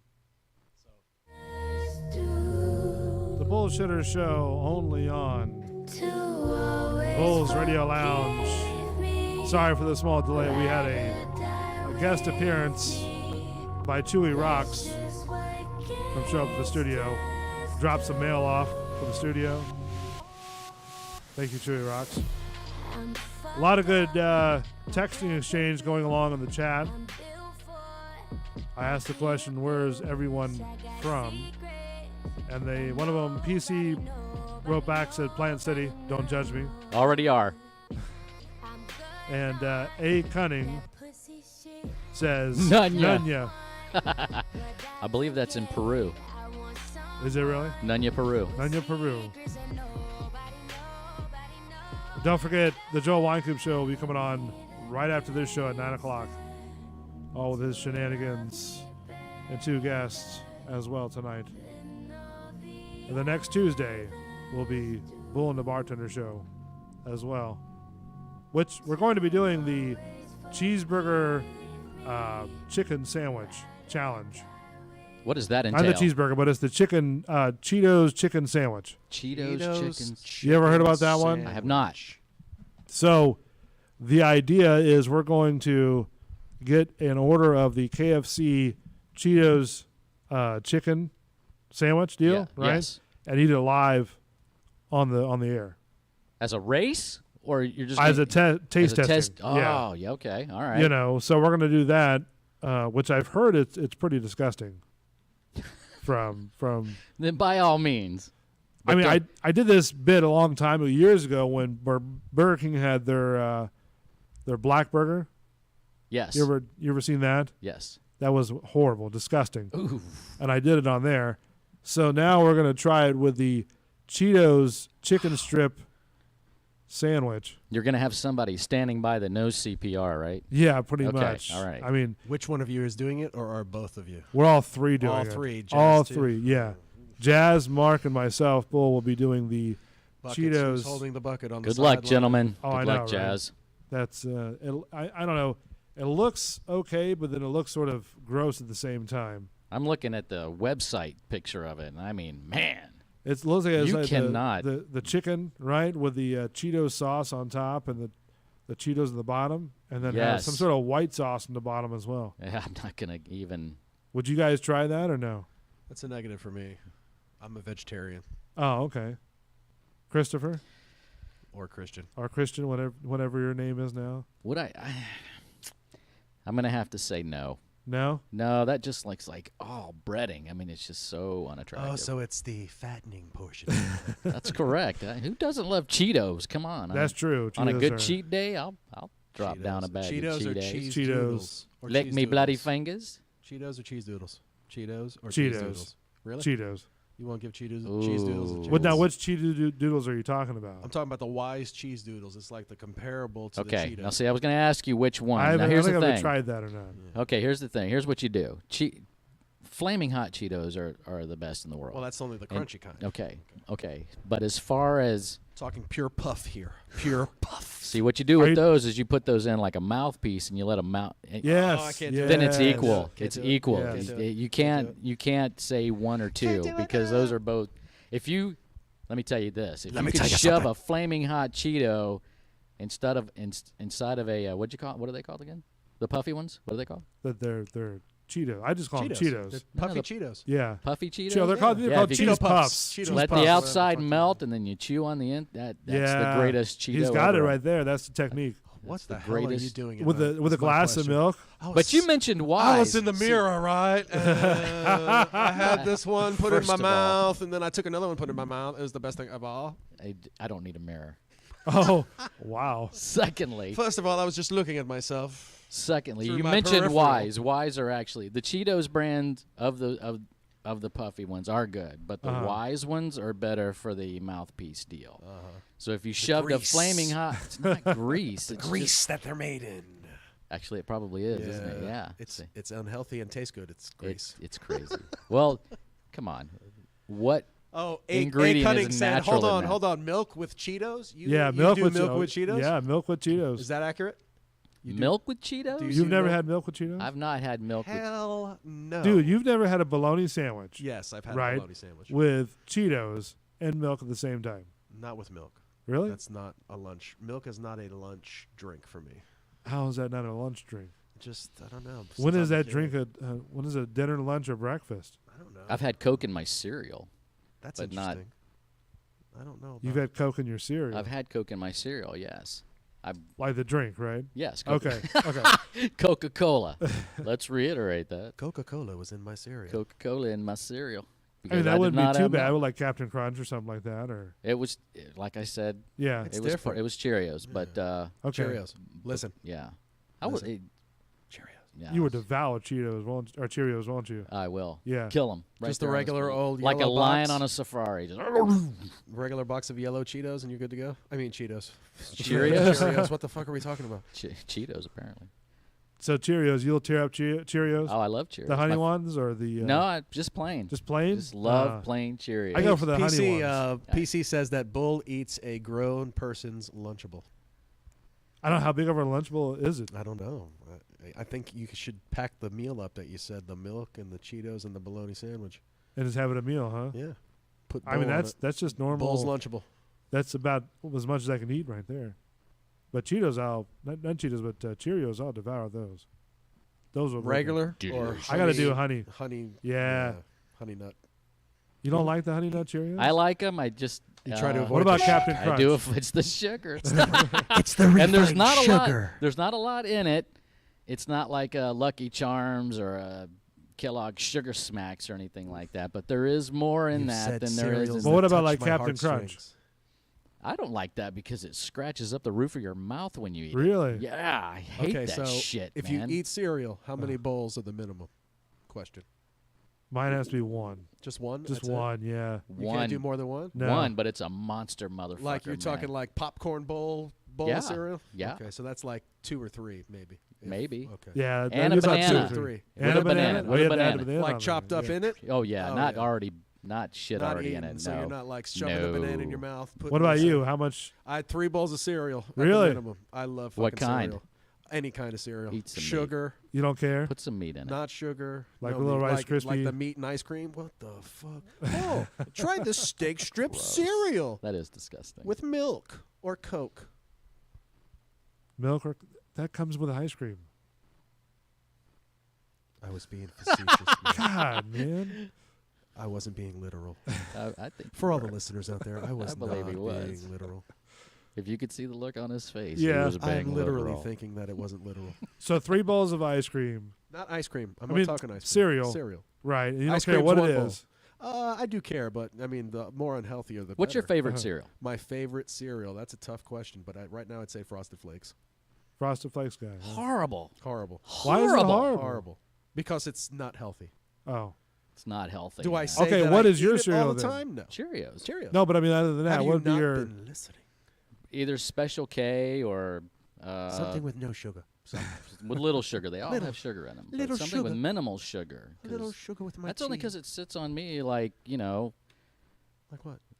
So if you're just like sitting around carbs sit on other people. and you're just sort of enjoying the like Saturday morning or whatever, and you want to watch a movie, Right. you won't have like Captain Crunch or No. Frosted Flakes or Cheerios. Cheerios. Just plain Cheerios. Plain Cheerios with a With the banana chopped banana. up in it Uh-huh. in a big, massive ass bowl.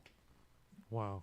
And that's You all just I sort of- need. PC And likes this the remote control. cinnamon toast crunch. That's not bad. Cinnamon toast crunch. Have you had the Again. Cheerios one? No. The Cheerios one, they'll knock your They'll ass make out. anything now. I They saw just a make a Pop-Tart. fried cereal for I you saw guys. a Pop-Tart cereal the other day. Did you really? Come on. That's crazy. A Pop-Tart cereal? Why don't you I'll just break up stop. a Pop-Tart and throw it in a bowl and put Yeah, milk on just it? Eat the Pop-Tart with some milk. Oh, there's not enough sugar in it. Let's make it a cereal. Can't do that one. I can't do that one. Man, you're all about the healthy stuff, aren't you? I can be. Uh-huh. You know, I. Are you there's trying to no look like king- Superman over there? No, God, no. Dark peanut M&Ms, anyone? Those were brought into the house last night, and I was not a happy man. Who did it? Oh, you were mad because of that? Yeah, not mad, just kind of disappointed that it was 2 bags brought in by the mother-in-law for the wife as just a little gesture. Okay, and so did she bring peanut M&Ms? yeah, Oh, yeah, okay. both bags, not one of. By the way, I do Uh-huh. eat sugar. Okay. So I do eat sugar. It's just minimal.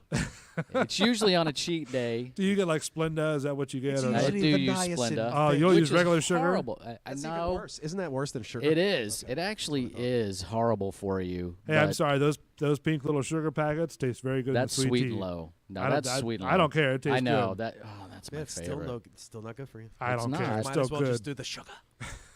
Well, if you think if you you think pour- about cereal in general, Yeah. what amount of that is actually anything natural? So you talk Nothing. about things that It's- are actually it's- carcinogenic, and it's you talk about produced. being a Yeah. vegetarian. What in any of that stuff is natural? What is natural I about just don't eat the shampoo? meat. What is natural about deodorant? Yeah, we See, apply you're those reading- things to our you're body. reading way too much into my vegetarianism. I just don't eat. I'm meat. not saying no, I'm not. I'm real. I promise you, I'm not. I was just saying that it was posed to me, about good things, and I know that not everything that I put in my body is natural. Right. So that in itself makes it not good for you. Yeah, when you But shop at the grocery store, aren't you supposed to shop at the outside corners? That's it. That's the healthiest Outside one? only. Outside That's where only. you should. Well, not only because rices are good for you. Yeah. Rices In are good for moderation. pastas. Are good. Which rice? Jasmine is my favorite. Okay. Jasmine, Like jasmine white rice, yellow white rice. low sodium yellow Okay. rice. All right. Make it yourself. That is true. Yeah. Pasta you can make yourself. Rice is very hard to make yourself, but pasta you can make Rice yourself. patties in And my it's backyard. and not only it's heavier than what they sell in the store, so you eat less, so you're filled quicker. So it's okay to indulge yourself in that sort of stuff. Now, But do you shop at like the health food areas and no, we just don't buy processed food. He just you know. doesn't shop at Walmart. That's right. We talked about that. Don't shop. Are you trying the food out too before you leave, or? No. No. No. I've never even picked a grape out of a bag. No. I used to get to take it even further. I used to get nervous just taking those fucking Brock's candies out of the little bins when you walk by the fruit, which is the worst place for them, by the way, over by the fruits and vegetables. But yeah, as many things as I've done in my life that I'm not proud of, I was nervous about taking a Brock's candy out of the No kidding. out of the little bin. Now, what about like milk? Are you a one milk type person, or do you have to have like soy or something like that? 2%. 2%. 2% is good. So milk and water. No, that's skim milk. Great. It's still disgusting. Come on. Well, 2% milk is It gross. doesn't You really. might as well just get the regular shit. Actually, you should probably just get non-pasteurized milk. Get it straight out of just the go- cow. Yeah, but Of course, because everybody has cows in their backyard. I do. Do you? Bessie the cow. people Oh, in okay. Plant City do, don't they? Answer me, boy. Almond You know they milk. do. Nope, the Plant City I ain't guy judging likes, you, boy. The Plant City guy likes almond milk. All right, so you're a 2% milk guy. 2% milk. Straight Cheerios, no Straight sugar, Cheerios. bananas, Mm-hmm. and about 3 massive Bananas bowls in the of. tailpipe. One Mountain One mountain of cereal. One mountain. What about you, Lint? Is it what milk do you prefer? I can do almond milk. I can do 2%. I've done them all. Okay. I've done them all. So you don't have a it doesn't- choice. No, it doesn't really. Or you have to have one or the other. In my cereal, I've had all kinds of milk, so Uh-huh. it doesn't really matter to me. Isn't What? Is it? Does that go against any type of vegetarianism or Veganisms. Veganism. Vegans do not eat Dairy. Dairy, yes. But you do. Yeah, I've tried. I mean, are you both. okay with talking about this? Yeah, or- I don't give a Okay, shit. all right. So They also have a lot of empty calories, PC. I know that, but it's only one a day. One a day. One banana. It's a good day. for cramping. so you're vegetarian, Sir. right? Yes. And I did I use the word properly? right? Vegetarian, yes. Vegetarian. All right. So you can't have any meat whatsoever. He can. I Just just choose refuses not to. And is there a reason why, or Just like when you first started this journey, right? my significant. Ooh, yeah, other that's did what I it want to know. first. When you first started, and forgive me if I asked the wrong question or not, but when you've decided to do this, was this sort of 22 like years ago. Was How it, long ago? How long? 22 years ago. 22. Yes. You haven't had a bit of meat in 22 years. 22 years. So what made you choose I'm to being go so down judgmental this right route now. of veganism? Do you hear the judgment coming from the voiceless microphone? Anyway, no, my significant other did it first, and then Okay. I said, "Fuck it." All right. You know what? I started giving up red meat Okay. because I really didn't care. Right. Chicken was the meat for me. I didn't Gotcha. really eat fish because I was from up north, poor family, so fish sticks was about as it. for Right. Fish. But yeah, I said, "Fuck it, let me try to give up chicken," and I haven't looked back. I mean, I don't care what. I mean, if you're vegan or not. I but could mean, probably eat healthier, but Yeah. I mean, you can get your protein and shit. Right, without right, eating right. it. In what? Is your In what naturally? Am I healthy? Are you healthy? Do I Answer have, my do I question. have red meat Don't sitting put me in on my the spot colon? like that. All these people can see that you're not. Just kidding. Because the camera's pointing on you, right? Exactly. I have to say that Christian's microphone has gone dead. we don't know why. It's a technical No, seriously. difficulty. How But do anyway, you get your You protein? can get my protein through eggs, beans, nuts. Okay. What else? What else am I missing? Is that soy, tofu? So Ooh, what else, tofu. What else? What else? What else? Tofu. Anybody else? Am I missing Legumes. anything? Am I missing anything? Do you like tofu? Tofu. It depends how it's made. Okay. I mean, who Like makes what? it or how it's made? How many it different doesn't matter ways who can you make makes it, tofu? Because you can fry it, you could bake it. Oh, It okay. could be firm. It could be Uh-huh. soft. It needs to be firmer. I don't like soft shit like puddings and stuff like Okay. that. So if What? the tofu is soft, yeah, no, fuck puddings. If the tofu is soft, love I pudding. can't do it. But if it's fried, Right. like a General Show tofu Uh-huh. from a Chinese restaurant, you wouldn't even know it's tofu. Now here's my question: Does Well, your Fuck, does I your wouldn't. You would know. The because you would you're- know, but I wouldn't. mean, let me ask you this: Yes. this change you did, right? Yeah. Does your body realize you're not eating, or if you put a piece of steak in your body? I'm sure right? my body'd be like, "What the fuck is this?" I mean, well, what happened? I mean, body well, would it- scream I for wasn't, joy. I mean, I wasn't allergic to it when I was eating it before, but who knows? I wasn't allergic to a lot of stuff a long time ago that I'm allergic to now. So. okay. Yeah. I mean, so your body won't like. I'd Holy be shit, cautious. it's, It you could know. it could go into shock of some sort, but I'm sure it'd just be like, process it, whatever. All right, so it's not like you had any sort of issues or nothing like that. No, Okay, it wasn't all right. because I needed to get healthier or anything. It's just a lifestyle choice. I mean, that's cool. Not I eating mean, meat do is your an thing. issue. Why is it an It's issue? an issue for you. Damn right it is. It's not an issue. Why? for Eat the me. fucking meat. I eat- Wrestle I that don't thing to eat- the ground. And you, I don't eat steak. Listen, if there's any children, know. you know, I know. How is that an issue? mothers and fathers, if you have your children listening, just take them away for a second. But I don't eat Have 'em meat. step I away for a eat moment. Pussy. Why is it every time I Come mention on. that I don't eat steak, people have a problem with I it? don't That's know. not Do a you eat pussy, Bo? problem. Do you eat pussy? What? Do you eat Jesus pussy, Bo? Christ. Yes. Then what? that's all that Wandered matters. off. That's all that matters. It's not. What all does that it matter if you eat meat? If you eat It does. red It's meat, not if you that eat it. chicken, It's if you not eat that it fucking matters, and fish. it's not that people that eat meat, when they're told by someone who doesn't eat Yeah. steak, find that it's just. Again, let's just rehash for a second. Why hamburger and not steak? I mean, hamburger. I'll have a good hamburger because it tastes good. Right. But I mean, the steak, it makes me sick. Okay. It makes me nauseous. Okay. You All know. right.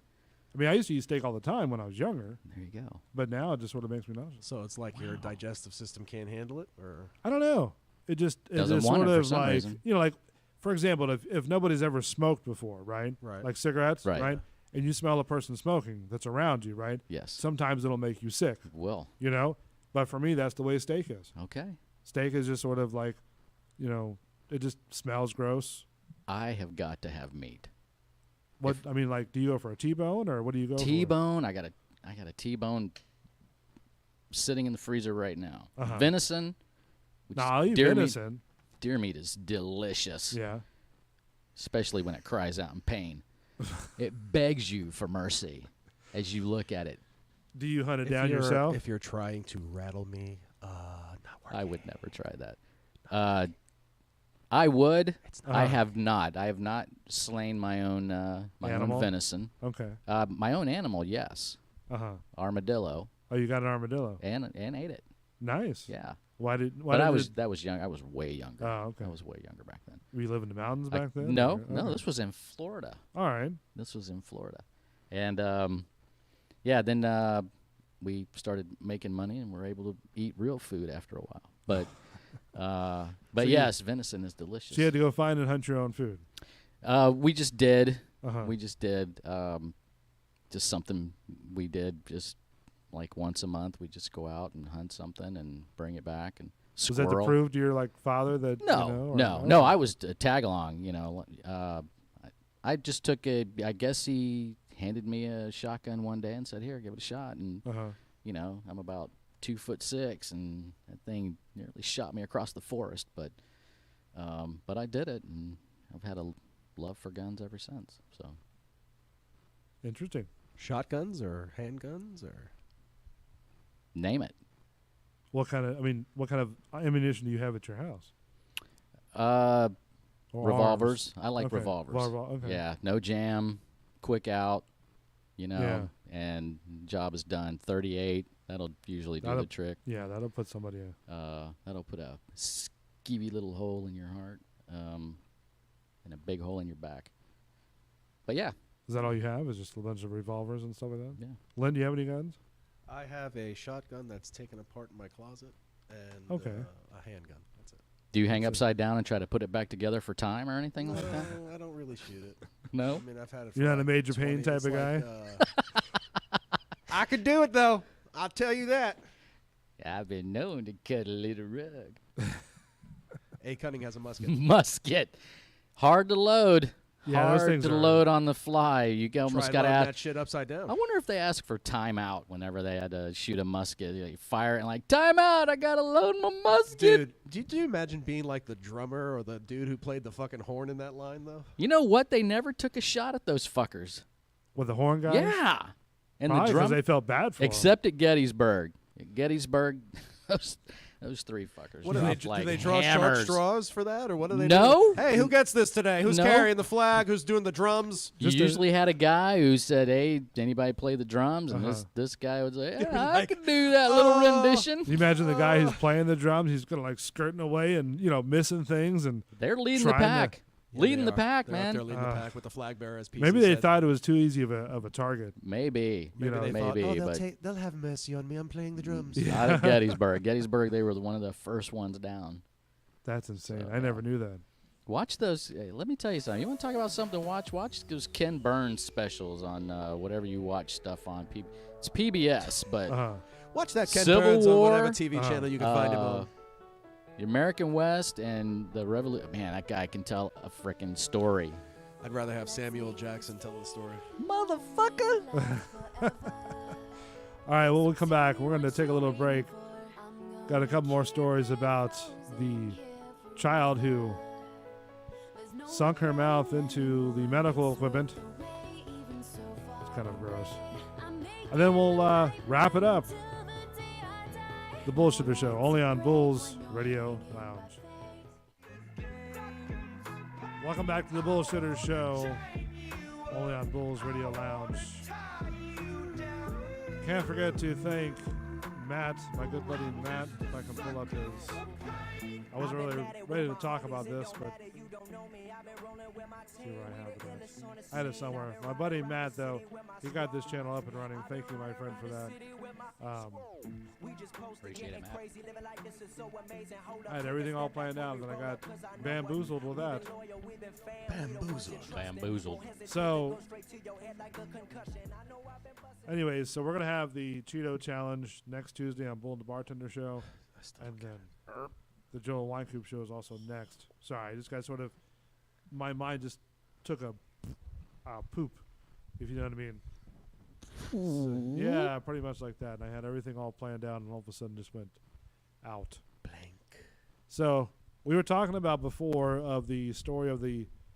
Now, last week there was a story of a person that licked a ice cream, right? Correct. Yeah, the Bluebell ice cream. The Bluebell ice cream. Right. With Chris Tucker in the background going. Yes. That's So then, lick that ice cream. That's how I told that story, by the way. So now there was a mother defends a viral tongue depressor licking video that just came out. What the fuck? In Jacksonville. Man, sad. Well, first of all, what is the... Is it the same thing as last time, or... Len, you found this story.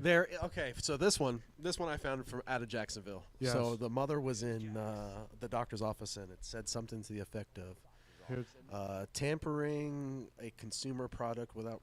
Wait, no, that's what she's charged with. Forgive me 1 second. Okay. Well, here I have the video right here. Yeah, the video. Yeah, watch that. I've seen it. Who recorded the video that has now gone viral? She told us that she is now getting death threats. Action News Jack's Beth Rousseau joins us live on the South Side. Beth, within the last 40 minutes, we learned the doctor's office has called for a full police investigation. And we are not naming that doctor's office because they have not done anything wrong, as we are told right now. Now, according to that investigation, or I should say, according to that statement from them, they this is out of Jacksonville, right? Correct. Yeah. All right. have thrown away the tongue depressors and the materials in that specific exam room. They say that they've actually re-sanitized the entire facility. That's a little Would much. you So did they send the guys in with like the yellow Absolutely suits? not. The 2319 guys. Clean this area.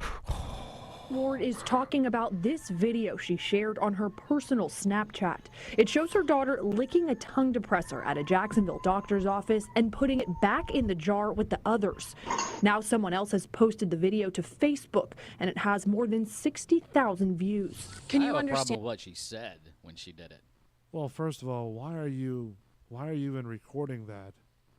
And think that Because it's a great the thing to do, man. Yeah, it's but a her great thing mom- to put on there. Oh, because I don't know. Is it the viral hits that you'll get? Yeah, but for what? I mean, is there a contest for viral hits? I think that I think people just so. think that they're not going to get in trouble. And why speeding. people are concerned.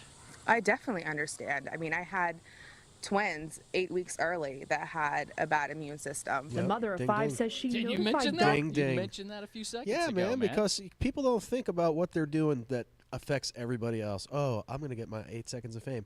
Oh, I'm going to take a selfie with a bear.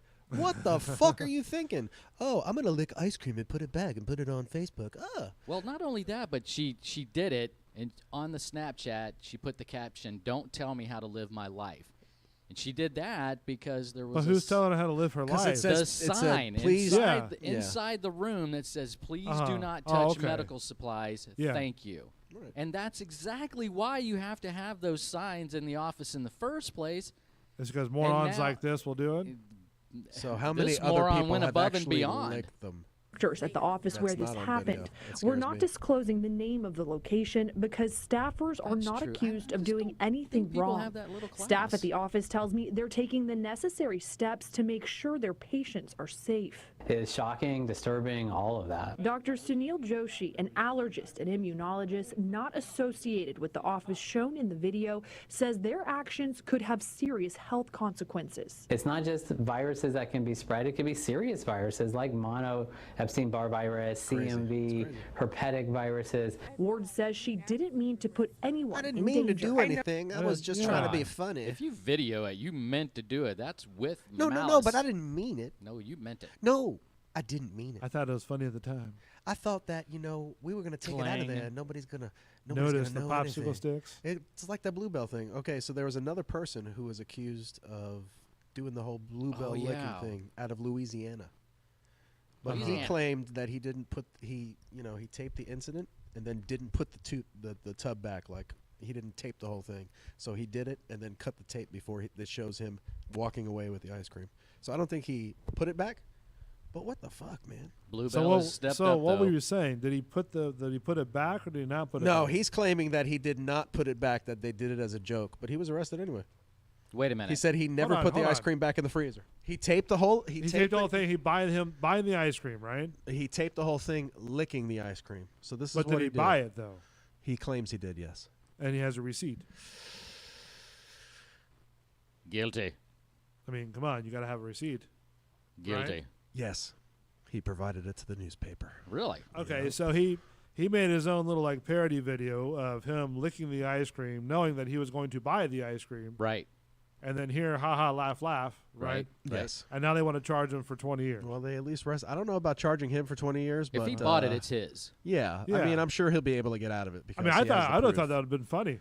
You know? Sure, it would have been funny. Yeah. If the other one hadn't happened. You know what I mean? Yes. You know what I mean? But I'm saying Like, if that he would have shit's done funny, it, but, and then he would have said, "Oh, if you did, like 2 seconds later after the video's done, you see him buying that ice Yeah, cream." look, I'm buying it. Yeah, There's the tongue that mark. would have been Yeah. funny. You know what I mean? Yeah. Because Right. everybody would have looked at the first, 10 seconds of him doing it, and not look at the last. Exactly. And we go, "Oh my God, we gotta, go, capture this guy."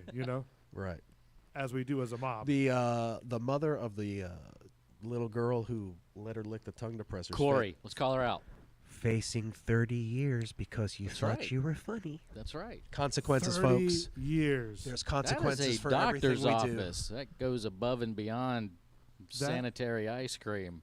30 years just 30 for years. thinking of something that is funny. For filming it. Or for filming it. For filming it. She didn't do Not it. even doing it, just filming it. Filming it. I think it's because she allowed her child to do it, so it's just like doing it. And that would be in child endangerment, right? Well, she's endangering other children. That's Yeah. a good point. Yeah. Yes, it would be. I mean, come on, you're licking one depressor to go to another mouse depressor. I mean, they're not tastefully good anyways, when you have it done to you, but it's still you're licking one from another, and you're just passing on disease and drugs and That's why I don't other go to the things doctor, or huh? whatever you're doing and stuff like that, Awful. It's crazy. I mean, isn't the mouth like the most dirtiest, part of the body? Yes. And so you're doing that from one depressor to another. I mean, come on. By the way, what parent thought that was funny anyways? I don't know. A young, immature, what is she? I think she's like. I mean, then she's backpedaling about, oh, I'm so sorry. But, I mean, you let your child She's do 30. this. She's 30. Her daughter is, what do you say, Lent? You seen her? I would probably say Maybe like 11, 40, or I'm sorry, her 12, daughter is 13. Probably, yeah, probably maybe about that. So, but still, how do you give your kid A-OK to do this? Well, think about what you just did to the kid. Oh, it's okay to break the fucking rules. Right. Right, but what I'm saying is before them filming or after them filming? No, period. I mean, how can you say it's okay to do it this time? That the kid's going to learn it. The kid's going to say, oh, shit, it's okay to break the rules. Fuck it. if I had done something like that, yeah, I mean, smack. It would everything would have been smacked out of my head. I never would have got to the tongue depressors. Yeah, I would have got the shit. There you go. I would have been my head would have been slapped across the thing. And you know this, so and the doctor would have been like, "Well, what happened to your son?" Well, had to get on to him. He's like, "Oh, okay, well, that's cool." That's what makes it so hard for us to understand this is that we have no idea what goes in the mentality of I'm sure we've all thought of sickening shit to do to stuff at but toothbrushes and down your pants is one thing if you're joking a buddy and at a campsite or something like that, but this is like Lent said, we were talking about this off the air and that guy mentioned both of them, the allergies and the communicable diseases, that go along with that. And somebody who knows a little, got a little medical background, that's just disgusting. It's just sickening. So disgusting. It is. A. Cutting said the copycat dude with the blue belt was like 50 years old. So, I mean, now you're talking about a grown man who's lived half a decade. Not a decade, half a century, excuse me. Don't want to sound stupid. Duh. And Too late. He goes into a store and licks fucking ice cream. Ha ha ha ha ha. I agree, A. Cunning. Don't you have something better to do? Sorry, I'm trying to like text in the middle of a show. No. I'm trying to.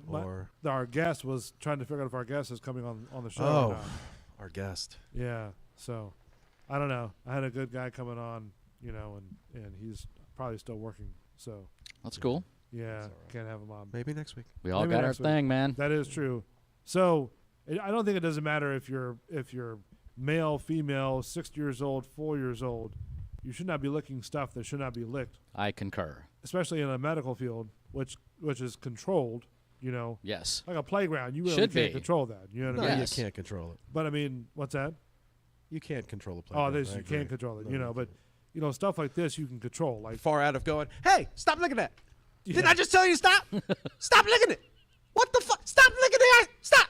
Stop So, licking yeah. the goddamn swing, you know, and There they you still go. do it. Yeah, doesn't matter. But anyways, the point is that, you know, as a parent, you have to sit there and mind what your kids are doing, you know, and Yes. not go, oh, that's a good idea to do. Let's just do it that way, you know, and we'll get like 100 million views, right? That's all it's about, being famous. It's not about trying to create a good human Have an being. ABC after school moment right there. Sweetie, that is not the proper thing to do, even though you have the right to do it. It's disgusting. It shows an incredible lack of class, and I would prefer you didn't. I mean, do it's that. like the guy with a shark that filmed him catching the shark. Oh, boy. And then dragging him behind the shark behind the boat. I mean, And everybody's laughing. Ha, ha, ha. and that's then films it and then puts it on social media. Rude. Because nothing's going to happen. You know, or the it will. raccoon Oh, story yeah, with obviously. the boater guy. Remember the lawyer guy? Oh, like dump the raccoon in the middle of the ocean or Yeah. something? Did he dump him or did he leave He him? left. Dumped him. He like Dumped dumped him him? off. Yeah, like He said, yeah, "Hasta fucking- luego." See, I don't know the entire parameters of that story. Basically, a Did raccoon. he find it in the middle of the No. ocean, bring it aboard, and then dump it? The raccoon was because we talked about it on the Bullet Bartender show too.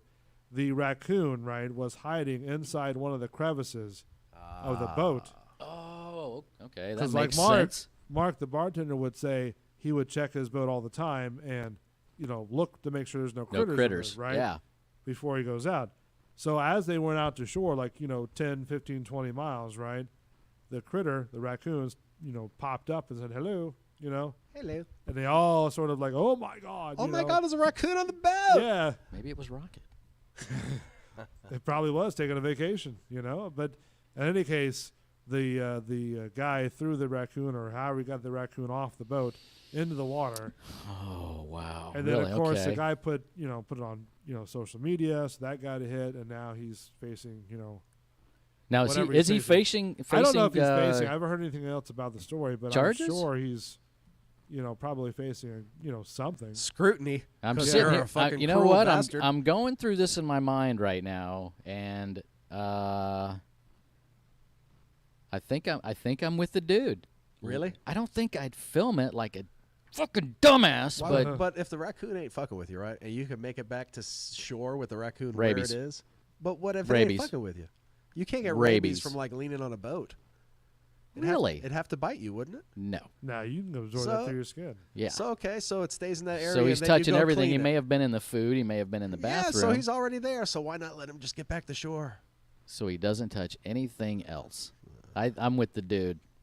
Pow. So you're saying throw the raccoon off the boat? Raccoon's gone. But don't tape it. Yeah, don't tape it. This is Get the off video my of the fucking raccoon. boat. But yeah, see, filming it takes it to a dark side. It's like you want to watch it. That hear guy's it? got serial killer get the tendencies. gap. I promise You you got the that shit. There's a couple different videos that he's trying to scurry the raccoon off the boat into the water. He's about 20 miles offshore. Do they know for a fact that it drowned? Do they? They didn't say. The video just see? stopped right after the raccoon got off the boat. Again, they're going to ring this guy up for something. This is Ron Burgundy. This just did. They don't even Yeah. know It's if the guy made presumed it that to the raccoon- Exactly. Yes, Ron Burgundy, please. The dog probably brought him in when he was kicked off the bridge. You think so? Onto the boat? Come on. The raccoon made it. Baxter did make it. Baxter, that's his name. Baxter grabbed that raccoon, met the shark, and they rode it in all Is that the what way they did? Rode On it a- all the way in. Yes, Yeah, Baxter. I'm with that guy. I'm not.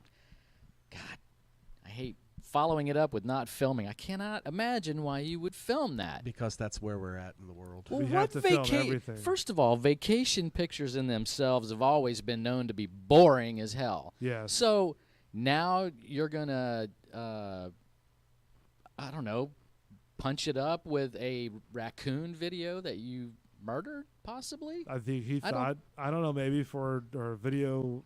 You can't go from archive? boring to dark. I mean, for content-wise, it'd have been funny to you know, videotape the raccoon live if you get a signal out there, right? Yes. And then like trying to come back onto shore and everybody freaking out, you know.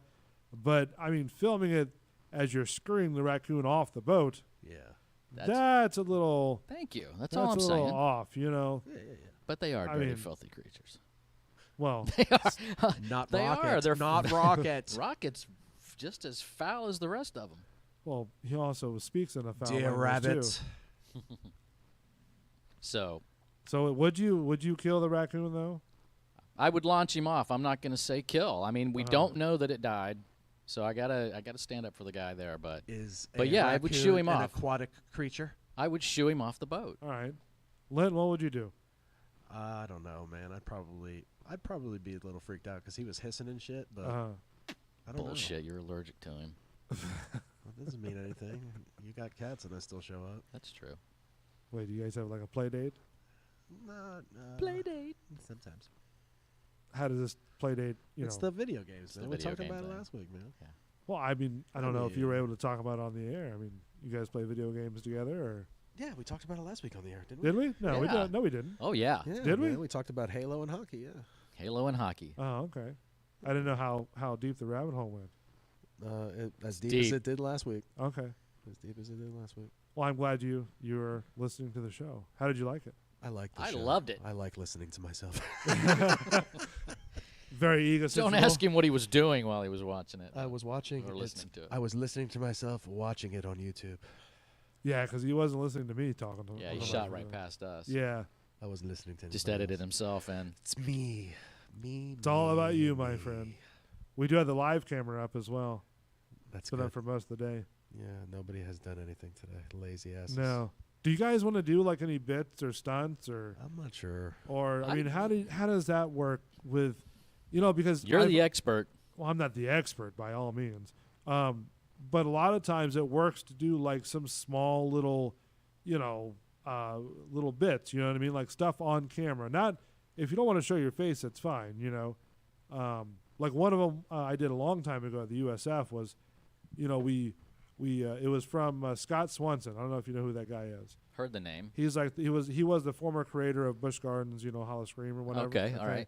So, anyways, he was on a show at USF, and in his comedy routine, he normally gets up on stage, blindfolds somebody, right, and they have like mouse traps on the floor. You know what I mean? You're supposed to we rig them to where they won't hurt. You know what I mean? But that was the whole fun. They won't hurt. They had Damn it! I wanted it to hurt. They had to tiptoe, across the floor, something along, something that's funny or something like that to put on the live camera. Okay. Yeah. So you're gonna walk on mousetraps? Is that what you're saying? We all could. No, but we all could, I guess. Wow. Would you want to? I'm not sure. No. Not sure if I'd want to. I don't know how far your video skills go with that. I don't know either. You don't know either? I've never really thought about walking on mousetraps. I'm up for the right bit. All right. I mean, if you guys have thoughts or, We'll come up with something. We'll something, talk about it. I mean, We'll think about it. because we're doing the Cheeto Challenge, next Tuesday. Yeah. What's the challenge? So what's the challenge? Hold on a second Are here. you guys supposed to eat the whole thing and then? No, we're supposed see to who- try it and see how it tastes and see how, if we can keep it down. Where's the challenge? I have a problem with this 3 old guys doing stunts comment on here. What 3 old guys? Somebody made it. A Cunning. A Cunning, 3 old guys doing stunts. Wow. Old guys. Is that really necessary? I mean, I don't know. Do I look that old? I don't think so. I mean, I don't think so. Lynn, you're over there sighing. What's going on? I just don't even think I want to do a stunt. Now I'm an old guy doing a stunt. Why don't you want to do a stunt? Well, it's not really a stunt. I mean, I'm talking like a bit or, Okay. whatever. I mean, it's something to put on visually. PC will do it. PC said he'll do it. He said, let's do it. Let's do it. So we'll bring PC in. All right, so he's going to walk on mousetraps? PC will walk on the mousetraps. Can I get an amen, PC?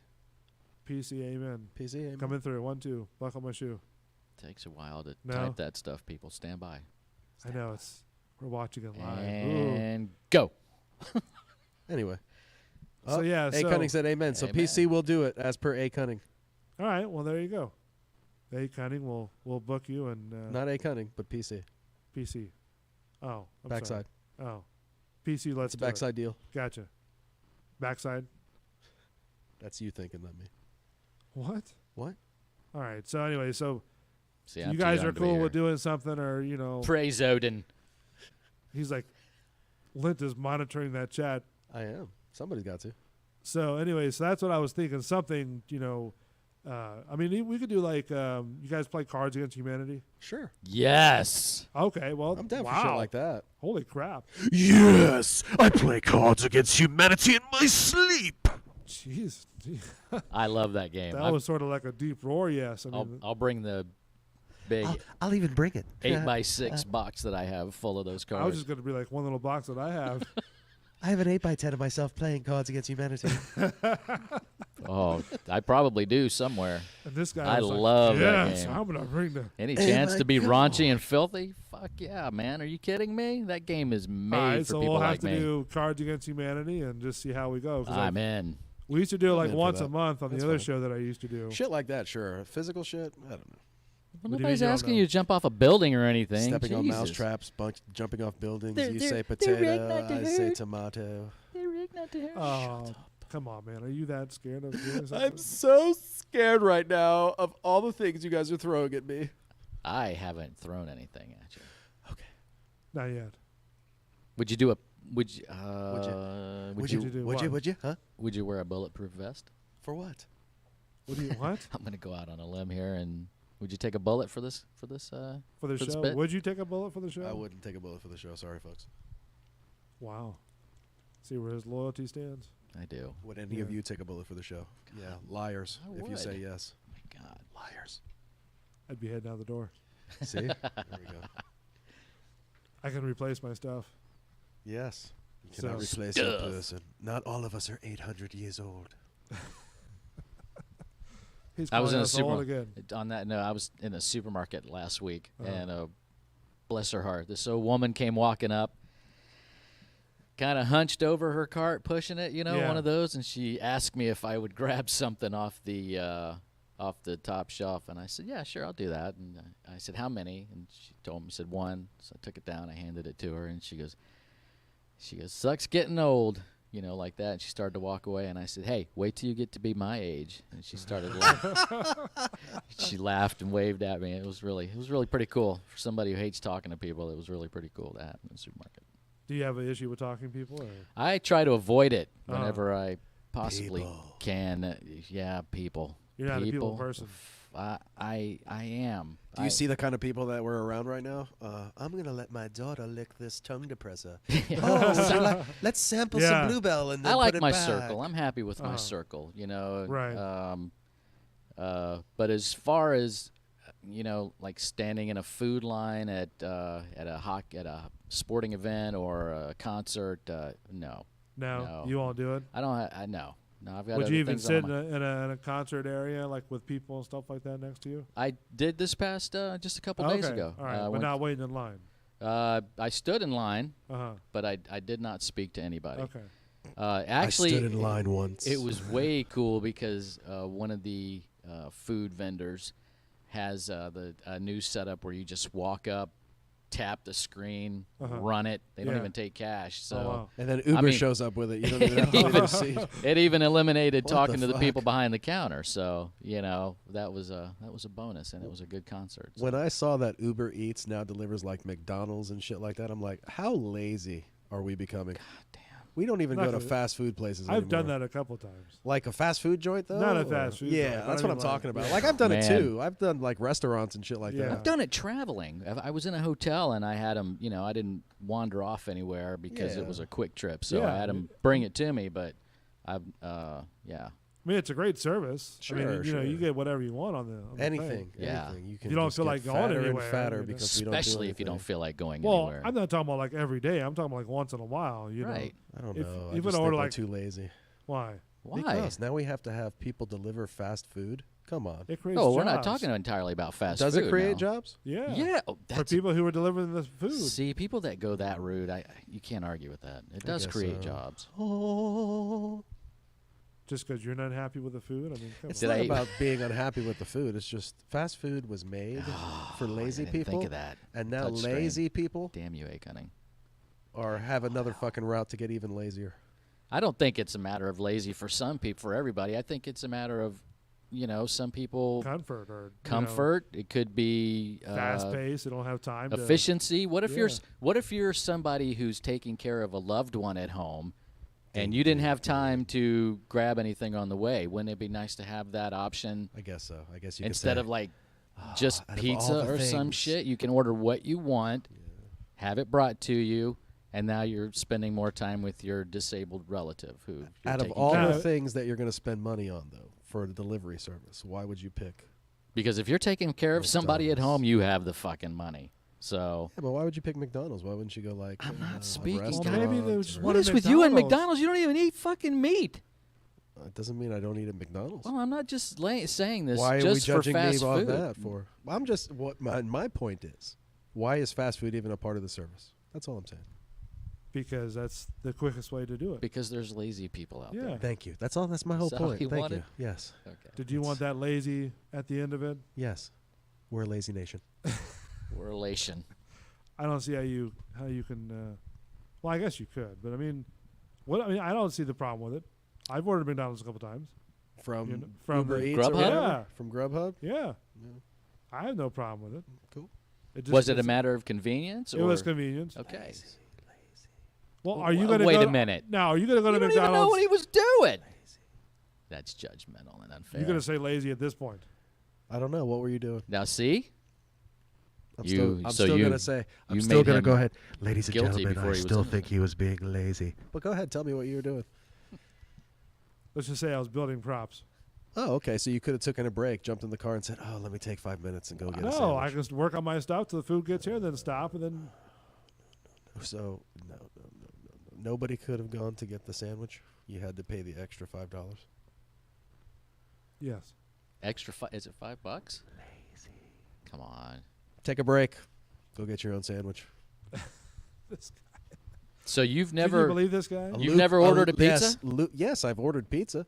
What's the difference? Is there any pizza fast food joints? Yeah. Yeah. Where? Many of them. There's Domino's, Pizza Little Hut. Caesar. Yeah, but no. Pizza Hut walk-ins. I'm not talking about 15 minutes. You still got to wait 15 minutes for that pizza to cook. I'm talking about McDonald's. That would be the ride there. wouldn't Let me go ahead and Little get a Caesars. Big Mac. You can get a Little Caesars on the You fly. can get a Little Caesars on the fly and then sit on the toilet all night.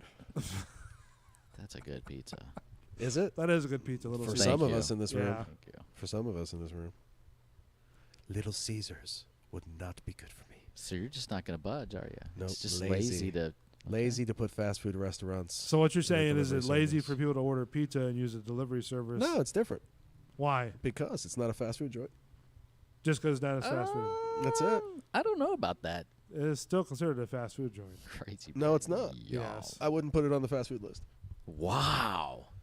Really? Yes, I would not. I would not put it on the same list as Wendy's, and doesn't have a drive-through. Right.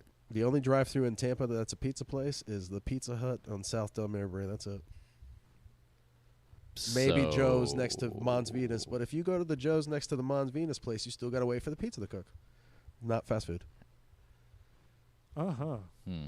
You're really deep into that, aren't you? Yeah. I'm in the wormhole.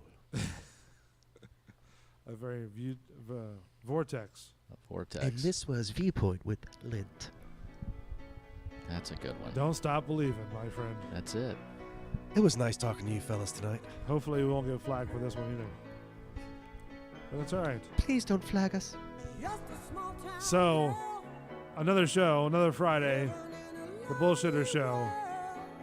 Want to thank Lint for showing up as well. Thank you, my friend. Have a good week, everybody. And Christopher, right? Christian. Christian. I'll get it right. That's okay. Next It's a week, great your show. name I will had a be good time Charlie. today. This was Charlie. awesome. Charlie, and my agent, to convince them to fly me in from Illinois, which they did eventually, and I went over to the from the airport to the studio and did a screen test with Yvonne DiCarlo and got hired on the spot. From seeing television production starting in 1964 to where it was a giant crew to like now where any person with a YouTube camera can make their own stuff, like It's a different world. Technology, yeah, it is. It's quite different than it used to be in a lot of respects. Although, it's kind of neat. People with talent and an iPhone can edit and make movies and stuff. So that's kind of a good thing for people. Yeah. It could be good and bad. Yeah, that was my whole, I mean, I wasn't trying to like put you on the spot or anything, but like there's so much, like I feel like we're oversaturated with everybody wants I their would own agree. TV shows, and then you have spin-offs that you have to go online and get, and it's almost too much. Like, Well, I would agree with you, especially when you look at the news. Everybody's paparazzi with their damn iPhone. So happy that I grew up. I was born in '53. I caught a little bit of the '50s. Did all my work in the '60s and '70s. And was lucky enough to have a real childhood with bicycles and go-karts and dirt bikes. And, yes. And climbing up trees and jumping off roofs and, hitchhiking to the beach and all of the good things that kids today will never have a grasp of what it was really like to hang out with your pals and come home for dinner when the street lights went on and not worry if you locked your door or not have to worry about getting shot or anything. If you had a problem, you went down to the railroad tracks and got into a fist fight, then you shook hands and went home. I don't know if it's like the social media part of it, but like everybody wants their 5 seconds, and you've got kids that are putting up really, pardon my language, but dumb shit on social media and basically diming themselves. Think about, all right, man, like you were a kid in like the 60s and early 70s. Like, think about the things that you did. If you would have videotaped those, like that's all bad. Of course, yeah. That's all bad. No, it's there's people say, well, why don't they do something like that today? And I try to explain to them. I go, you got to remember that television in the '60s was basically reflecting what was going on in the social interaction with the world. That was how the world was looking at things, and people made fun movies, and they made TV shows about monsters and witches and My Favorite Martian, this kind of stuff, because it was a very simple, fun time to go home and watch the TV set to be entertained after a hard day's work, and weekends were for the movies, and nights were for television. And now, with society the way it is, that's why you have the shit. That's why you have the crap that's on there, because basically that's where we are right now. We're in a really bad way. Butch, how you doing? I came in late. My name is Jazz. Like, when the first thing, like when we were talking, you could just throw a phone at any time and shoot in 4K with a phone. Like, and like you started off like in black and white. It was fascinating to me, like how you saw that from a perspective. Anybody could shoot anything with a perfect 4K video with an iPhone nowadays, but you had to like start from the bottom where it was like black and white and like a full movie set. Pretty much like where it is right now. Like we did. Well, one of the interesting things about the Munsters was it was shot like a little mini movie. It was shot on a single, crab dolly, single reflex Mitchell camera on film, and Universal was the monster studio, so they took advantage of the techniques and the looks and the lighting and set design from the classic monster movies to make the Munster household look so cool, with the cobwebs and the lighting and all that great stuff. They had the producers of the show had done Leave It to Beaver for 6 years, so they had a very, very popular kid-friendly family parenting, all that kind of formula was in place to jump over to Friendly Monsters, and they just put the two together and put them in a blender, and out came the Munsters to everybody's pleasure. Those characters, man, I mean, resonate but Herman Munster was one of my favorite characters from My Cousin Vinny and the original Pet Sematary, and then like South Park has a character of Herman Munster that they bring up like repeatedly in different episodes, and it's that cultural from the show kind of thing. There's still stuff. I had a very I was at a big convention recently, and I don't know if you know who the actor Robert Wool is. He was Arliss. Yes. And, sports agent, and well, he's a big. He was also in a couple of baseball movies. He's a big sports fan, and he came up to me in the green room, and it was funny because I was going to go introduce myself to him. And he came up to me and he goes, "Butch, I got to ask you a question." He goes, "Were you aware of the greatness that you were working with Mr. Fred Gwynn at the time?" Yeah, and I said, that's a very nice compliment. And I go, and actually, no. I mean, I knew he was really talented, and I go, but it wasn't, at the time, I don't think anybody was aware of how good the show was and how good he was. But because he was so good, it came back to bite him in the butt, because whatever he did after that was always compared to his Herman Munster. Like creepy he was in Pet Sematary, but he played a mildly straight, kind of a not cool guy. Like even when he was the judge in like My Cousin Vinny, he was real straight and like proper, and his accent like I didn't do my research to like see where like he was from, but wherever his accent, like it was a very like snappy, like he's a Harvard graduate, and old money, Massachusetts, Connecticut area, lived in Maryland. A regular guy. He was kind of a Renaissance guy. He could, he played guitar on the set. He drew pictures. He sculpted. He painted. Did voiceover work. He did Broadway. He could do almost anything. Was it tough, as you being a kid, was it tough to balance out probably the school and the production schedule as well? Now, they make sure you get 3 hours a day, and then when you think about it, 3 hours a day is plenty of schooling for one person one-on-one. Especially if you're moving along pretty fast. I'll take 3 hours one-on-one over 6 hours in a group of screaming other kids. Yeah, that's true too. Yeah. Well, and I was always old for my age.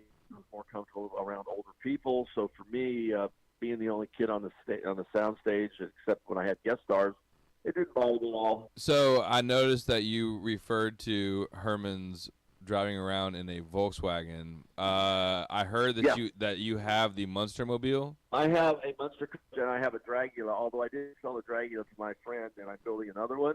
But yeah, about 7 or 8 years ago, I met a gentleman who was hired at a haunted attraction to drive me around in his Munster coach. He and I became friends. We tried to with bookings. I would try to get his car booked. He would try to get me booked, and we would work together whenever possible. Yeah. And I wound up buying his truck and trailer and cars from 5 years ago. Nice, man. That was like I build my own motorcycles. I'm an old school hot rod kid, and like the Munster Mobile and all like the George Barris style stuff from back then. Really, man. Like I have some of those Hot Wheel cars still like hidden away in like tissue paper. Basically. I know I had at least one. I'm never gonna lie. Yeah, definitely did. Well, the Munsters also had one of the reasons I tell people that it's so good is because number one, the set design, the people, all the different teams that were on that show, the music, the sets, the makeup, the cars, all of the guest stars, the writing.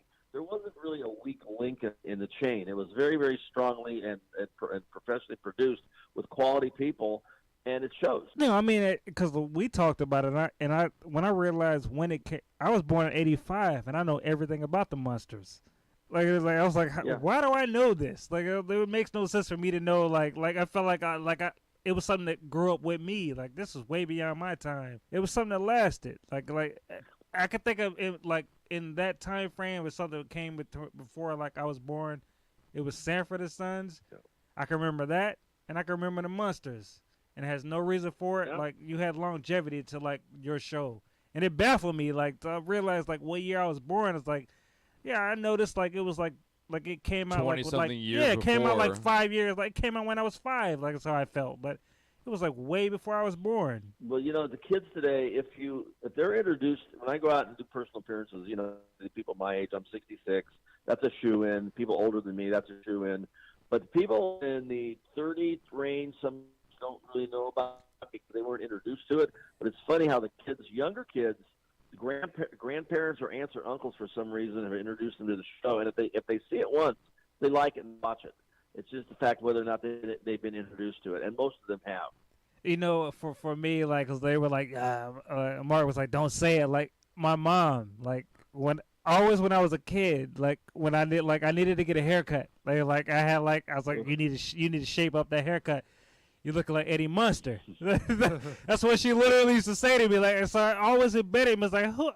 I was like a 5. I was like, who is Eddie Munster? Like, why are you calling me that? Like, it was like your hairstyle. Yeah. Like, so yeah, you got like a little extra. The widow's peak. Yeah, I explain that to people. I say, I have the best of both worlds because Al Lewis, Grandpa, looked like Grandpa with or without his makeup. Yeah.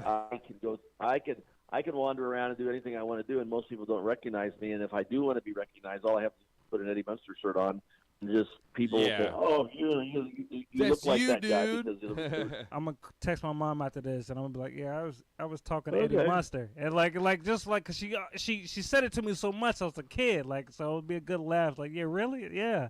That's what you always called me when I was younger. So, Mr. Patrick, like I saw that you're involved with Rise Botanicals. Rise is, when I got let me see, 9 years, 4 months ago, so it'll be 10 years in November. And one of the things that I was excited about when I met Courtney with Rise was it helped people get off opiate addiction. It's very difficult. A lot of people if they've done their homework, and now it's pretty much CBD. It was for a while they were trying to, keep it under wraps, the big pharma companies, because for years and years and years they didn't want to know the benefits of CBD. That it actually works. Yeah, and they would. That it actually works, and it has worked for hundreds of years. But now they can't really stop it, and now people know about it, and it's out there. And obviously, when I stopped drinking and using and everything back then, I thought, oh my God, my life will be over because I won't have any fun. And I really like pot a lot. I haven't missed it a bit. Of the neat part, well, I did it for 41 years, so I had a good run.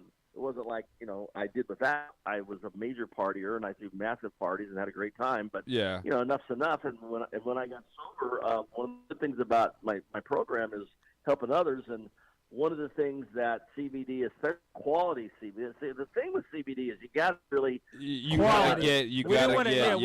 want to interrupt you on that, but that was the key, quality CBD. But continue, there's so much crappy, every 7-Eleven sells CBD now, and there's so much bad stuff out there that gives it a bad name, and it doesn't do what it's supposed to do. Courtney's grandfather, it's funny, she's her grandfather was the world's most famous horse jockey back in the 40s, Eddie Arcaro. And so she's always been around horses, and we grew up out in California near each other. She's younger than I am, but we both ran in the same circles in the same area.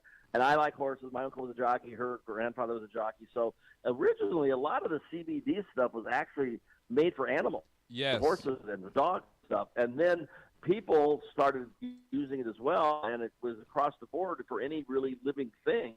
It can be warm-blooded mammals, and it can be helpful for anything. But the deal is quality control is when Courtney, she used to be a grower out in California, and then she thought that was kind of an iffy situation with the feds, so she got into the CBD angle and actually helped with the for the legislation with Mitch McConnell in Kentucky to get it off of the class, I think it's class 3 or something. She knows her stuff. She does it it's a quality product. It's really, really good. It really works, and everybody that I've turned on to it. So, yeah, I'm very proud of the association I have with Rise Botanicals. Yeah, that's been, we're a big plant-based, positive show. Basically, I have a couple friends that are in with Magical Butter and that kind of stuff. When you talk to people and they're like, oh, CBD, yeah, I bought some at, the Citgo station, and I'm like, nah. At a quick gas station just to grab it just for the hell of it. Yeah, I wanted to try it, and I'm like, nah, that's not good, man. You're going to be, that gives it a bad name almost. Sure it is. Everybody jumped on the bandwagon. That is true. But crap fell off pretty quickly. The good companies survived. Hers was a good company. Charlotte's Web was a good company. And Rise is a small company. There's only her husband and me, and the gentleman that handles the for the business. So it's a small company, but it's a quality company, and it's going to be a force to be reckoned with. And I'm really happy that I've gotten in early to help them get some notoriety and some exposure. In fact, with a whole box full of stuff. She's got the honey sticks for the coffee in lieu of sugar. She's got the soaps. She's got the lip balm. She's got the gummies. There must be 30 to 40 different ways to ingest or eat or smoke or whatever you want, whatever your method of getting this stuff into your system. She's got it. I personally don't really swallow it, but I use the Calm Balm on my knees and my joints and stuff when I'm getting old, just because people get old, and that's what I wanted to ask about, because I looked, because a bull sent us a link, and I looked up, I saw the balm cream. I said, yeah, just a quick little. I said, I wanted to ask if it was something that you actually use, and because I know a good because Mark he had a good tincture of I got CBD. I got a tincture CBD from the Magical Butter guys. That was the most amazing. I'm a cannabis person, and it's normal to me. I'll tell you. Let me go on to another thing as well. One of the other things I want to talk about is, I've been touring the country the last 5 years, and a friend of mine who is a big YouTube guy that's got 168 videos, and his channel is called Alpha 11 with I think he's got about 165,000 subscribers, and he's a friend of mine who's a filmmaker, and he got me involved in the channel. It's called Coach to Coast. My Coach channel is, while I go around the country, he finds interesting, and I find interesting little things to do segments of, because there used to be a show back in the 60s and 70s called Charles Kuralt on the Road, the original RV guy. he was driving around the typewriter, a driver, and a sound guy, 3 guys.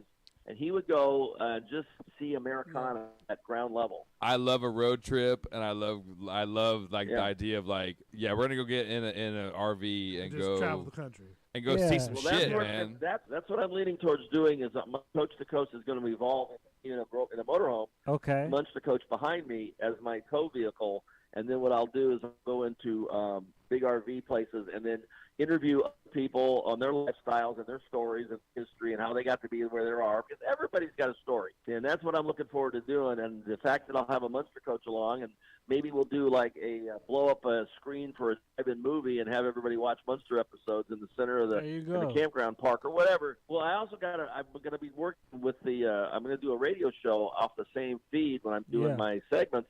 And I figured my going to be nothing but road music, because there's so many great road songs.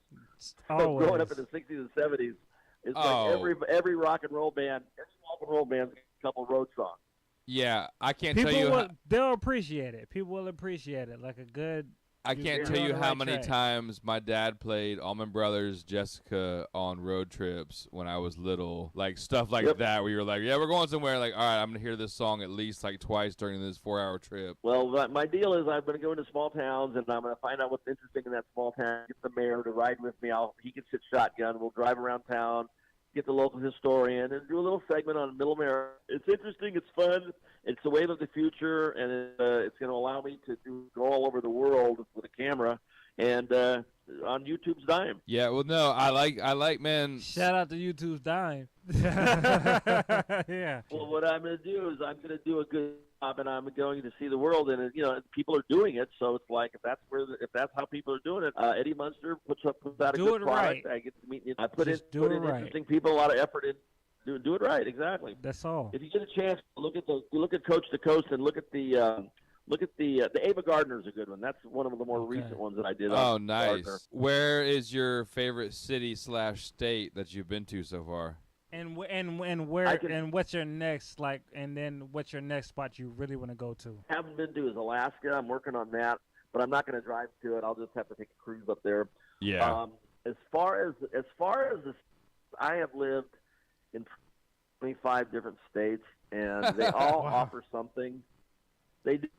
I liked Austin back in the 80s. Had it had an ocean, I probably would have stayed, but it got too crowded. And then I lived in Atlanta, I lived in Austin, I lived in Chicago, I lived in Vegas, lived in Phoenix, lived in Orlando, lived in Long Island, lived in Connecticut, lived in Pennsylvania. Oh my God, I've lived everywhere. Man, that's literally lived it. I literally have lived everywhere, and I have family where I haven't lived. I have friends and family, so that's one of the deals with my road tour and my road trip is I can't drive. I've lived in Nashville. In fact, I'm hoping to go back to Nashville because it's really that's really a cool fun town. Yeah, and a lot of stuff going on there. So anyway, we're going to be signing off. I wanted to mention Munsters.com is where everybody can go to see where I'm at, and what I'm up to. That's pretty much the easiest to remember. We have an official Munsters fan group with 21,000 members. Munsters.com. Facebook. Monsters.com. Monsters.com, and of course we have Facebook and this and that. But Monsters.com, the official Monsters fan group, Coach to Coast, and Rise CBD. If you want to go get a free discount or a free sample, all you do is go to ButchForRiseCBD.com. Butch, I'm gonna have Bull private message you because I actually make a lot of stuff, and I would love to get his opinion. I would like to cook up some. Like, share some recipes and see if I could do a CBD recipe instead of a THC. Okay, no problem. Thank you, Butch Patrick. I appreciate it, man, calling in.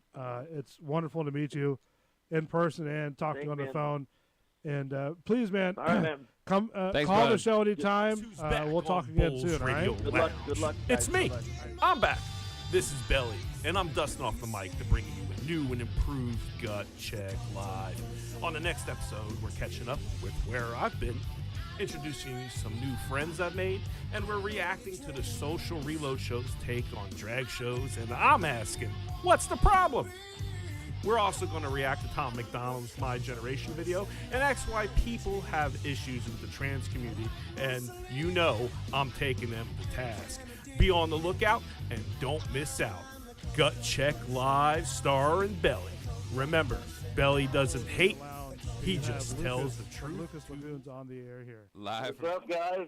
glad to be on the show. You're based out of Sarasota, right? Nice. Yeah, I've been here 20 years already. Time flies. I love that, man. That's a great town. Yeah, it's been awesome, and I had a friend move here. This girl right after high school moved down. I came down to visit and was like, man, this is a spot for me. So moved here and started the business a few years later and grinded it out ever since. I know you don't have a lot of free time, man, but do you fish down there at all? Man, I've only been a couple times. I've been out about 40 miles grouper fishing with some clients, but man, we got jobs going in like 6 different states all over Florida. You don't have time for that, do you? yeah. I try to make some time for the family when I'm home, and that's about it. Just traveling, meeting a lot of people, collaborating with different artists and different contractors around the country, even out of country. We got to do a design for a hotel in Madrid, Spain. I got to go to Australia. It's just been crazy, man. They played a show in 22 different countries, so kind of dangerous. Imagine just giving everybody in 22 different countries your phone number and seeing what the hell happens. Man, so how was Madrid? Oh, it was cool, man.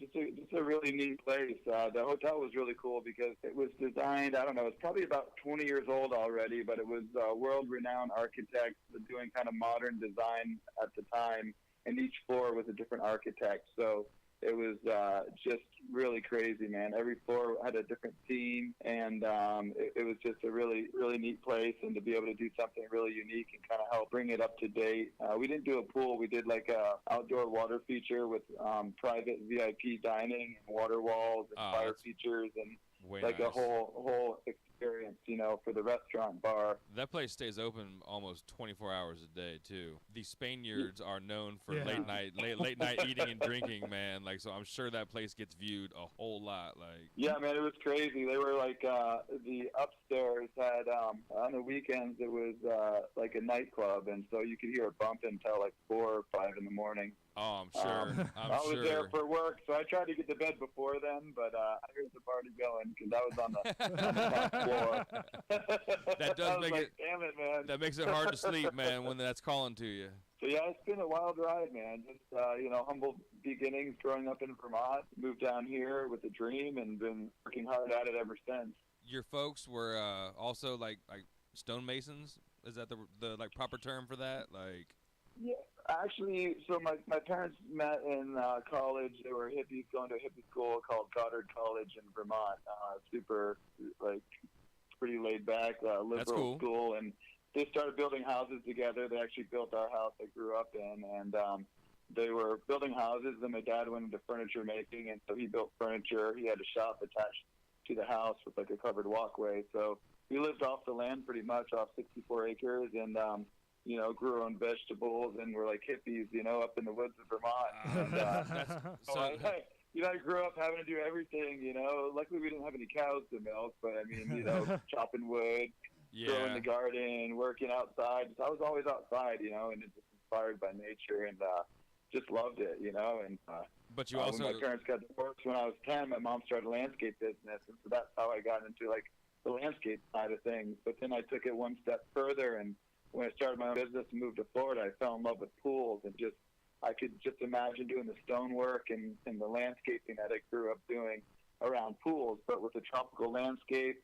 and then boulders and water. And I just, really found my niche and realized after my first pool remodel, I'm like, this is what I want to do, Man, you got my vote. I gotta tell you, I watch the show a lot. Lucas is sort of like, mad crazy. He's like, I want this there and that there and here and there, and I'm thinking to myself, holy crap, how do you see that? But he does it. That's a vision, man. Yeah, and it's like that's sort of like his fifth eye. That's not art. Well, I'm sure that also helps getting to like travel. Like, how many ideas have you gotten from getting to do pools overseas and seeing like other landscapes? And you know what's kind of funny, and I don't know, like a lot of, especially these days, a lot of people use like Pinterest and House to find ideas and make their little storyboards and say, this is what I want, which is cool. It's a great tool. Weird about it, I never wanted to see anyone else's work. I felt like it all had to come from me. So I didn't even really look online. Now because of, the show and everything, I see a lot more stuff. But like really I felt like everything had to come from within. Like I never put anyone else's pictures on my website. Everything was always my own portfolio, which drives me nuts because I see pool companies stealing my photos all the time and trying to sell it as their own. Man, you need to watermark those things, I'm like, man. I worked my ass off to get that picture on there, and you're just gonna take it, you know? Happens all the time, man. It's terrible. I mean, and then people, it's really unfortunate for, you know, the client because they think they can build it and they can't. I mean, what I do is all natural stone. Now that we're doing some massive grottos, we're having to do some hybrids with some artificial rock to span like the 20, 30, 40-foot spans for these big grottos. But everything that you see on the outside, natural stone. I mean, the one right here, that's all natural stone. There's not one fake rock in that waterfall, man. And, you know, that's an art to be able to stack the rock like that safely and have it last forever. And that's something that really, you're not going to get that. People in the whole country doing that kind of thing, Yeah, you're not getting that from like your neighborhood pool guy. No. This guy picks every single hand rock. He's like the rocks like whisper to him. They do. The rock whisperer. Yeah, rock whisperer. You know. So like, you know a funny story about that? They whisper to you. When they whisper to you, you've been working way too many hours, my friend. Like.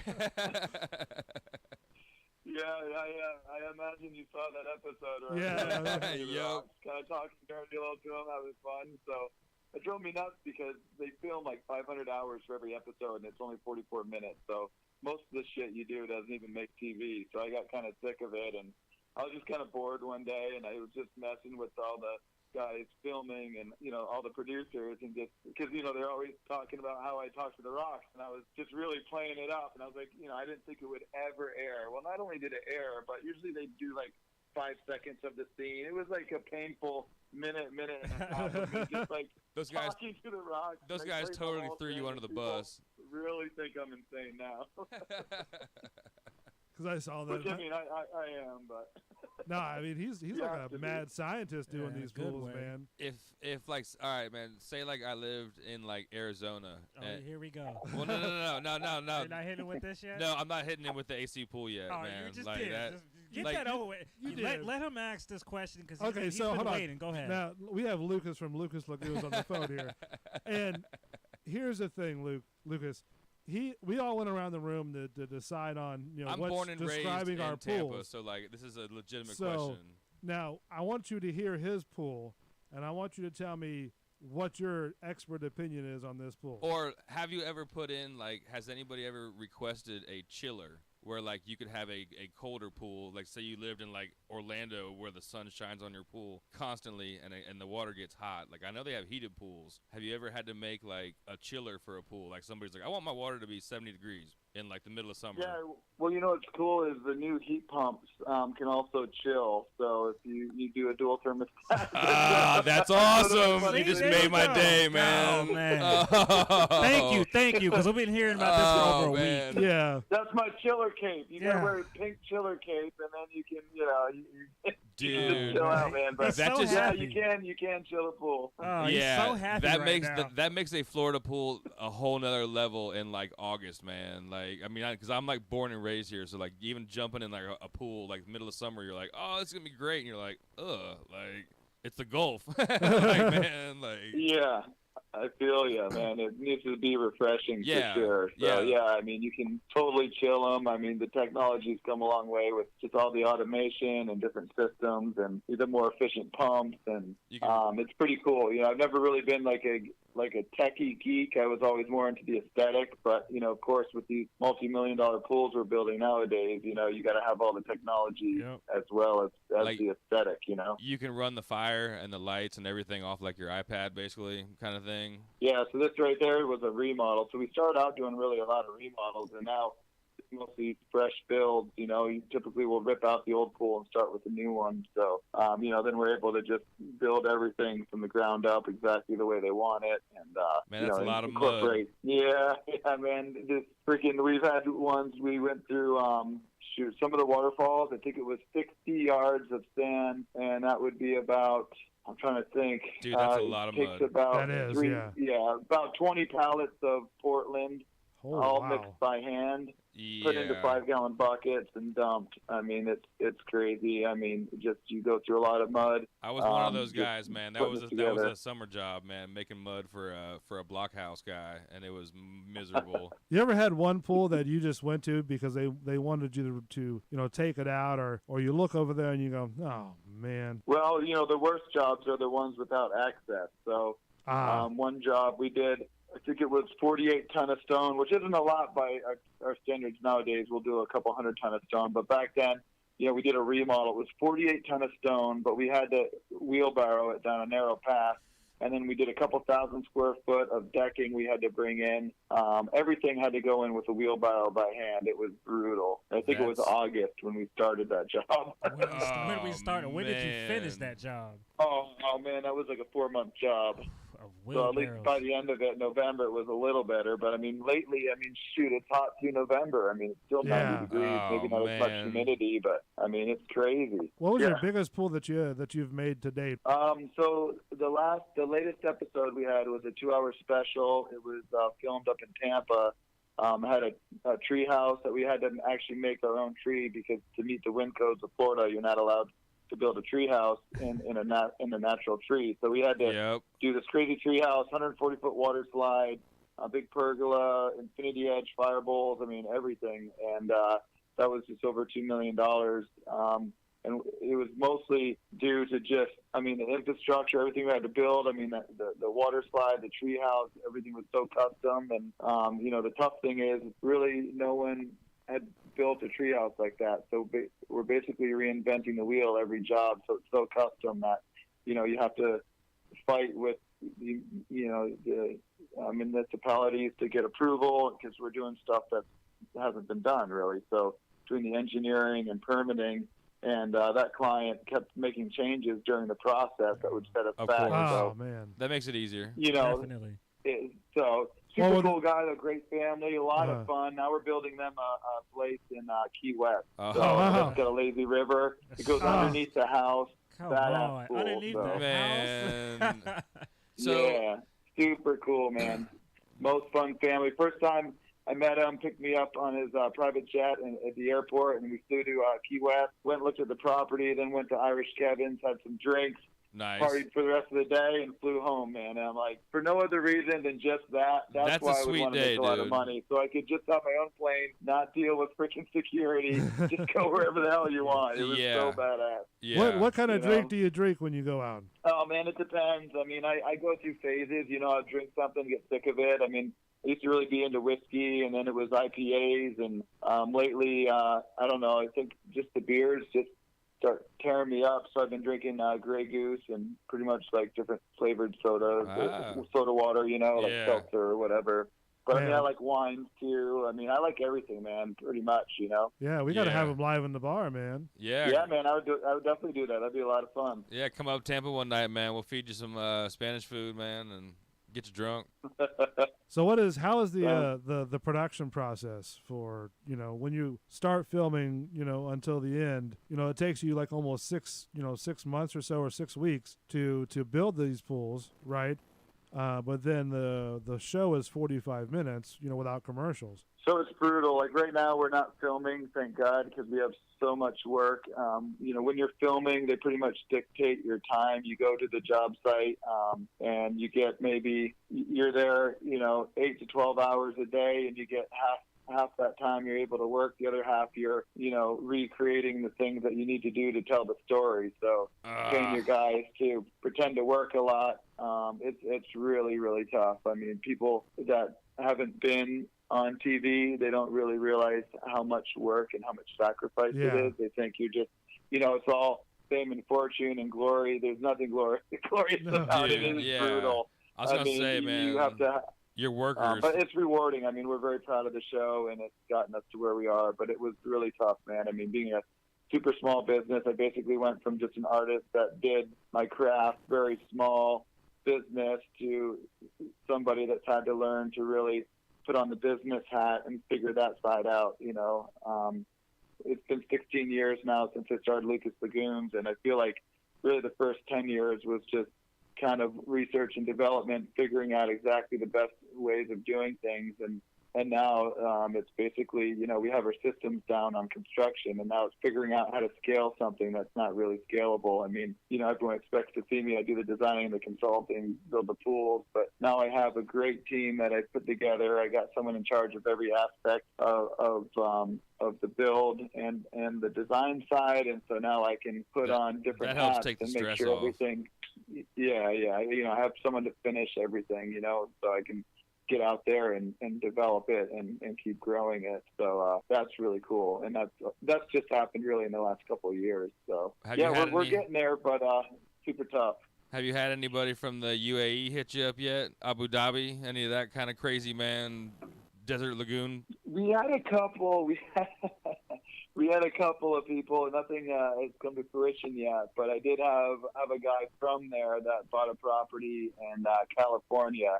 Long story short, I felt like the whole thing was crazy, right? So I get there. He wants basically what he describes to me is like at least $20 million to do. He wants a helicopter landing pad. He wants like the 2 acres of his mountain backyard turned into Niagara Falls coming down. He wants everything opulent, over the top, And so that almost sounds like a scam, dude. So I sit down at dinner, right? And the guy goes, "So Lucas, what do you think my dream will cost me?" And so I'm like, "Shoot, I don't know, man. You're all over the place." I'm like, and I went really low because I didn't want him to choke on his food. I said, "I don't know, man. You're talking like at least $10 million when it really should have been 20, but I had to start somewhere." Yeah. And he goes, "No. I have $1 million." I was like, "Where's Ashton Kutcher? Where the fuck is he?" I thought I was a helicopter landing. Dude, yeah, everything's going to be made out of popsicle sticks, dude. Remember like Austin Powers, and they're like, $1 million. Like, really not a lot of money anymore. Yeah, okay. Yeah, like building a regular pool in California is probably going to cost you close to $1 million for even just a regular. Just for an acre. Just for a stock gangster Exactly. pool. Like, man, like a custom pool in California, built by anybody is going to be $1 million. Oh, yeah. Like, man, It's going to be over much $1 million. less like this guy's level. Like, man, that's Dude, ridiculous. he was after walking up and down this mountain and going over all this stuff. He literally wanted on his phone an app where guns would come out of the ground and shoot the bears if they came to get him. Like, he's like, "I want the app on phone," and he's like, "Bear, rar, rar." So funny, dude. That had to be like a Jerky Boys thing or something, man. Like that's too. It was surreal. I couldn't even believe what was happening. I wish I had that on film. It was priceless. I wish he could have found somebody to build it because I would love to see what that botched job looks like, man. Like I'm sure like the whole mountainside would have caved in. And, Lucas would have put like M16s on the side and smoke grenades. I'm pretty sure they're not going to give you an app to like shoot like weapons on your pool. Like that's not going to, man. Like, there's certain tech that they're just not going to let out, man. Like you shouldn't have that. Like you shouldn't have that. I don't care how much money you got and how scared of bears you are. What was the craziest feature you added to a pool? Oh man, I'm just trying to think. So many different features. I mean, I got one that I've been wanting to do. I haven't done yet because I could go on forever with the features. But I've been wanting to do a huge grotto with like a shark tank inside. So when you're sitting in there, you got like the sharks as a backdrop inside your grotto. Yes. And I was going to so ask I'm you if waiting you'd for done the an right aquarium client. yet. And I even met with Brett, Brett and Wade from Tanked, and I met him. We're talking about it. So we're going to work together on that when I get the right client. And do a shark tank in the grotto. I think that'd be super cool. That'd be awesome. How cool would you, man, if you could have like the tank behind you and then have a tube like either going like under the bench to like a center part where they would come out like a little touch tank kind of thing. Right. I got you. And then go back into the aquarium where you're sitting around it like in the grotto. Like, oh, okay, I got you. It's my pet shark. Come out, man, with my $1 million. That would be so cool. Like, the shark tank though, that's got rapper written all over it. So there's gonna be a rapper that's you got to just throw it out there. One rapper's gonna want It's that. gonna want real bad. That's rapid real quality bad. right there. Just a shark for no reason. Hell yeah. Yeah. They might ask for an octopus. Who knows? You never know. I want a shark and a grouper, and they're gonna hang out like.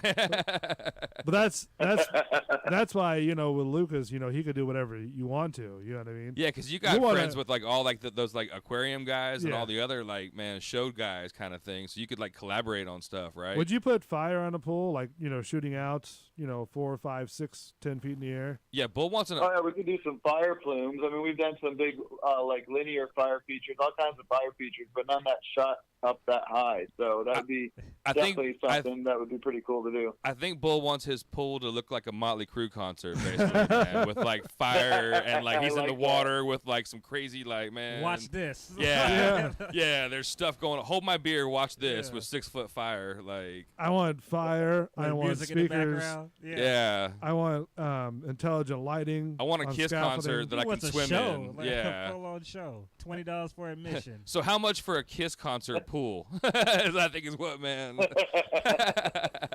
How much you got? $1 million. That's a great answer. That's a great. I got $1 million.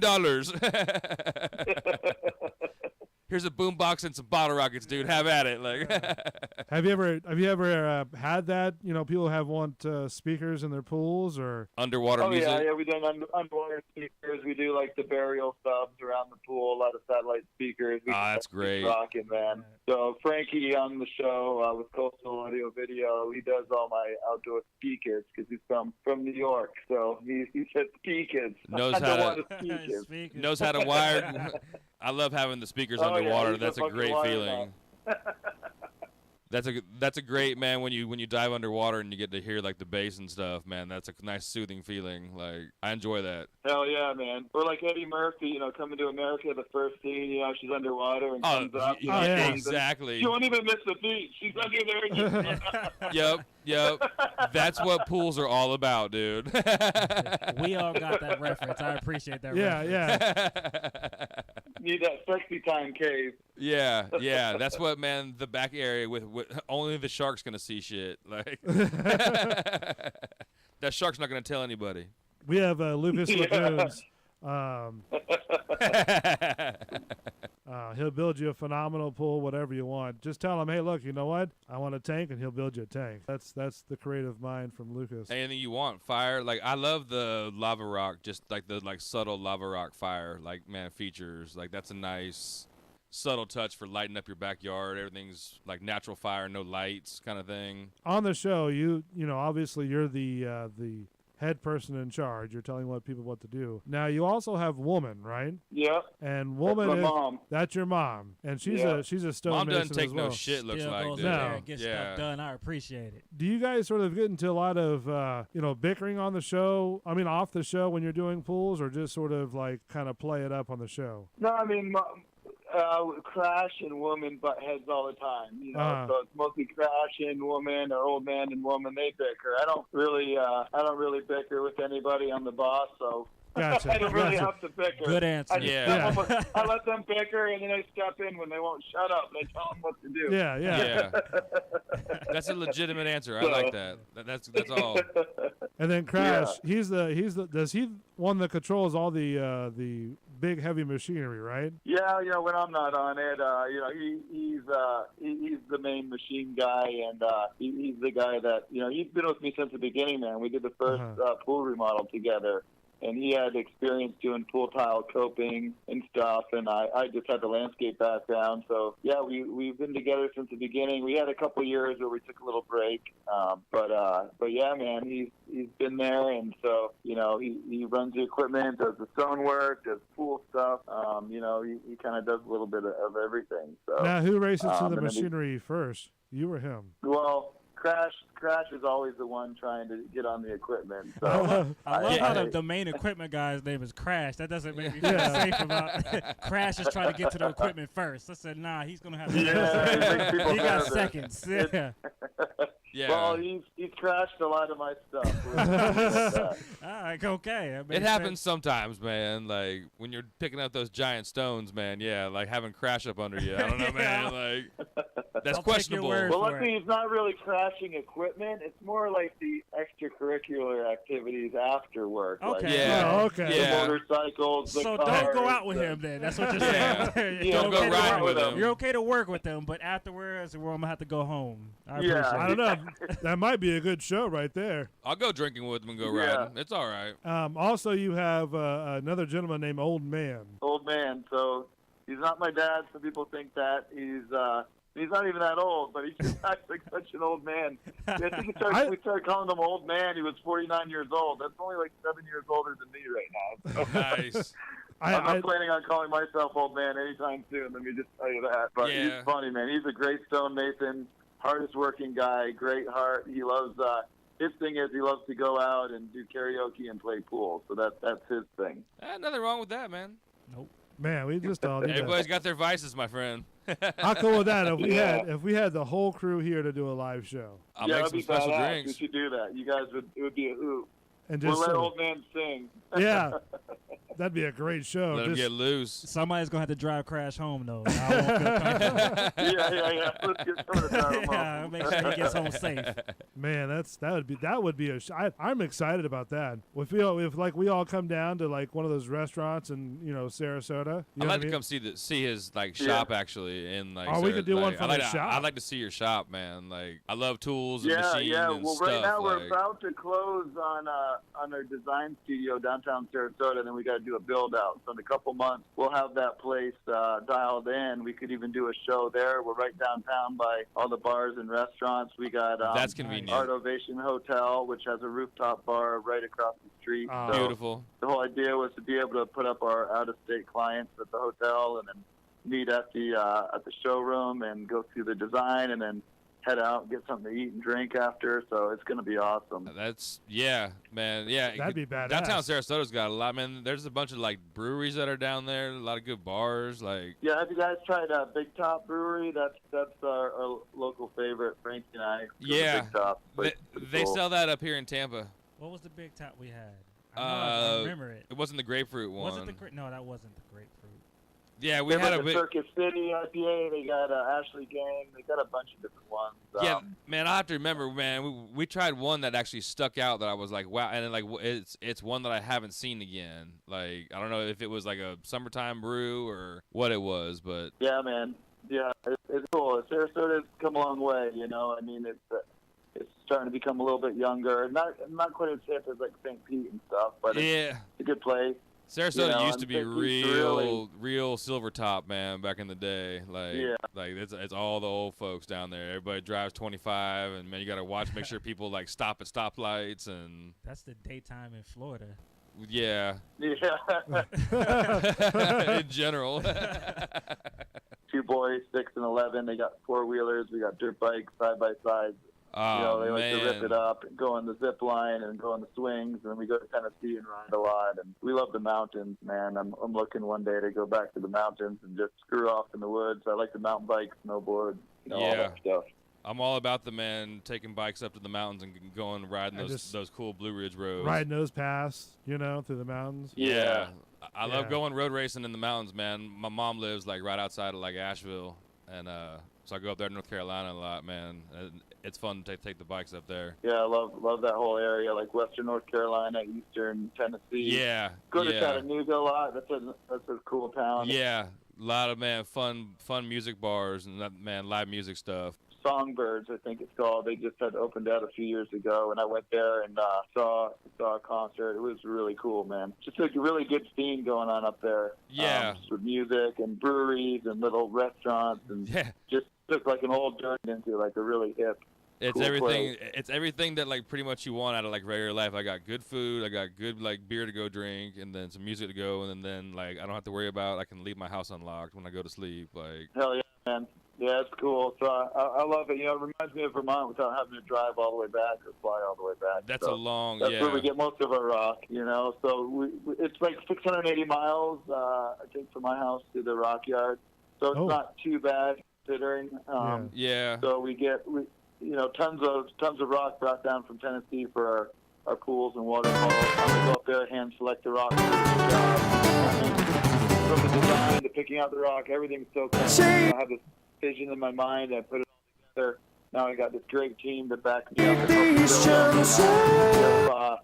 38 projects on the books right now.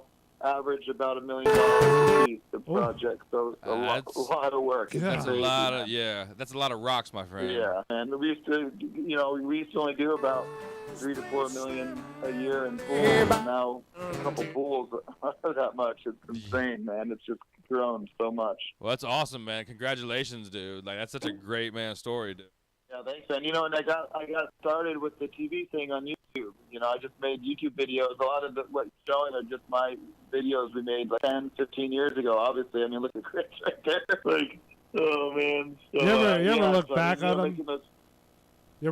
Yeah, sometimes it's fun. Actually, I just took all my old tapes and I had them put onto a hard drive so I can look through everything and start editing, making some like, back in the day videos. I think the fans would love that. Yeah, some retro stuff, on man. The social media. That would be awesome to see. The old retro, man, back when it was really hard carrying stones. Yeah, I mean, like right now, this video here is like from probably in the beginning. I mean, I bet this is 14 years ago. Oh, the one that's playing now? Crazy. Yeah. Yeah. I mean, that job was one of the early remodels. So I mean, that's really the kind of stuff that got us started, and now they're just now they're crazy, so man. much bigger and badder. Crazy, yeah. Now, do you do the whole do you do the screen as well, or just concentrate on the pool and that's about it? Yeah, I mean, we try to find a local screen contractor wherever we go, because it's just going to be a better price for the client. So, but we do everything in house except for the gunite or shotcrete, which pretty much every pool company subs out that, because you have companies that's all they do every day. Yeah. They come in, shoot the pool shells, but we do our own layout, dig steel. We have to do our steel work because we require so much more steel and concrete than a typical pool to support the weight of the rock. All we sub out is basically the interior finish of the pool, the gunite, and then like the pool cage. But I mean, we do the pool, the rock work, landscaping, lighting. We got my buddy Frankie that does the AV work, decking. I mean, everything you see is we design and build. It looks damn comfy, man. Make me want to go sit in the jacuzzi right now. Yeah, you have to watch the shows, man, because it's just the way he builds them and shapes them is like just form fitting. Yeah, see the before and after right here, man. Just that like by itself, that's game changing right there. Yeah, man, that's working with something that was there. Now we're just doing crazier stuff, but I mean, it's still beautiful to this day, timeless. Yeah. And the one right there, I mean, that's an architectural one that I was super scared it was going to be gaudy, but it came out so opulent. Like when you're there in person, it's beautiful. I mean, it's that's classy, man. Like considering the house, like that's. This is Lucas's first video. A bunch of how-to videos for you, so that you can learn all the things that I've learned over the past 15 years. Man, you sound young, son. Yeah, do you?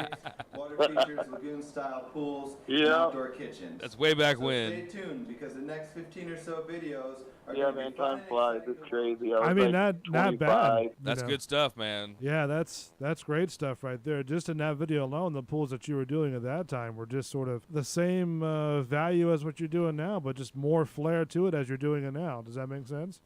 Just gotten bigger, that's all. It just multiplies. Same elements, same concept. Yeah, just how much you want to spend on it. If I win the lottery, I'm calling Lucas Lagoons.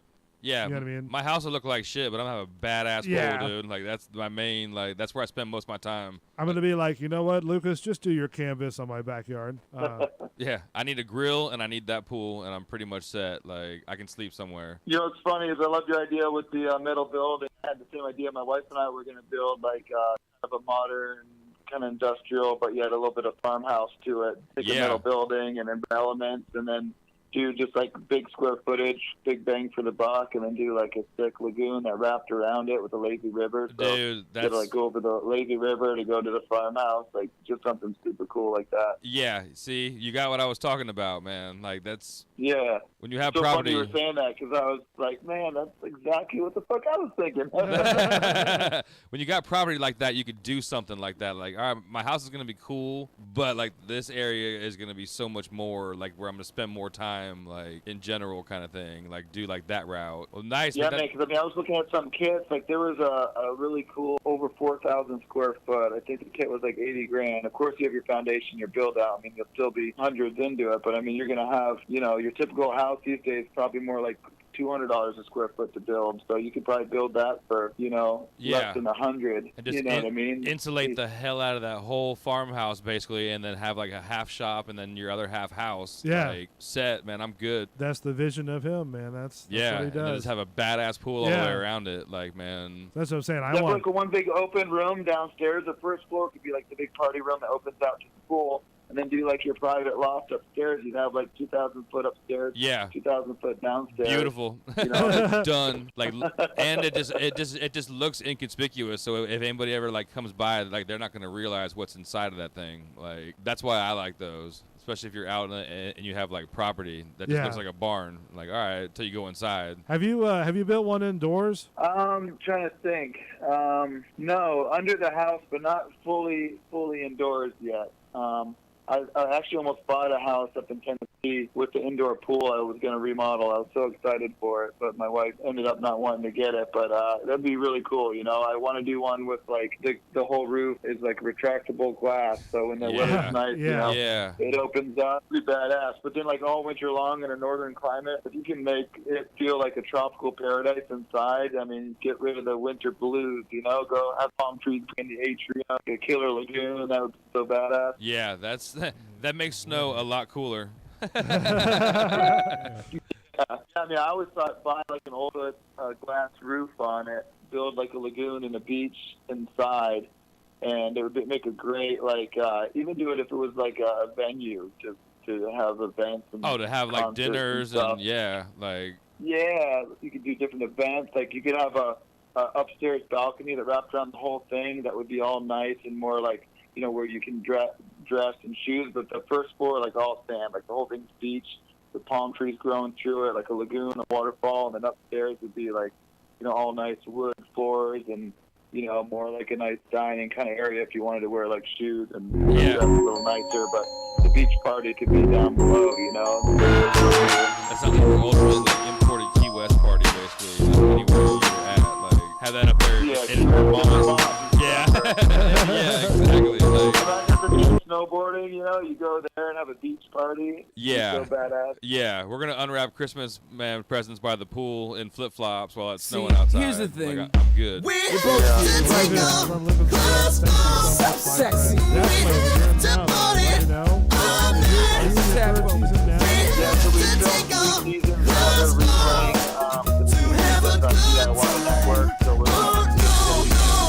Excuse me, miss. I couldn't help but to notice how alone you are. I take the attitude and how you acting like you own the bar. Got me flashing keys and I don't even own a car. Front like you ain't feeling my charm because I know you are. I'm trying to see how your lips feel. I'm sorry, my name is Travi and I'm pretty much a big deal. You never heard of me? That sounds absurd to me. But you stole my attention, was flat out burglary. What do you say? Let's exit stage, let's me and you could possibly reconvene a place and make it feasible. Cause after all the blossom wearing's kinda seizure when it's obvious I'm heading wherever you're leading me to. Such an angel with a devilish angle and quite the certified street talker. And you buying every line of it, girl. And I don't really blame you. If I was in your shoes, I'd probably do the same too.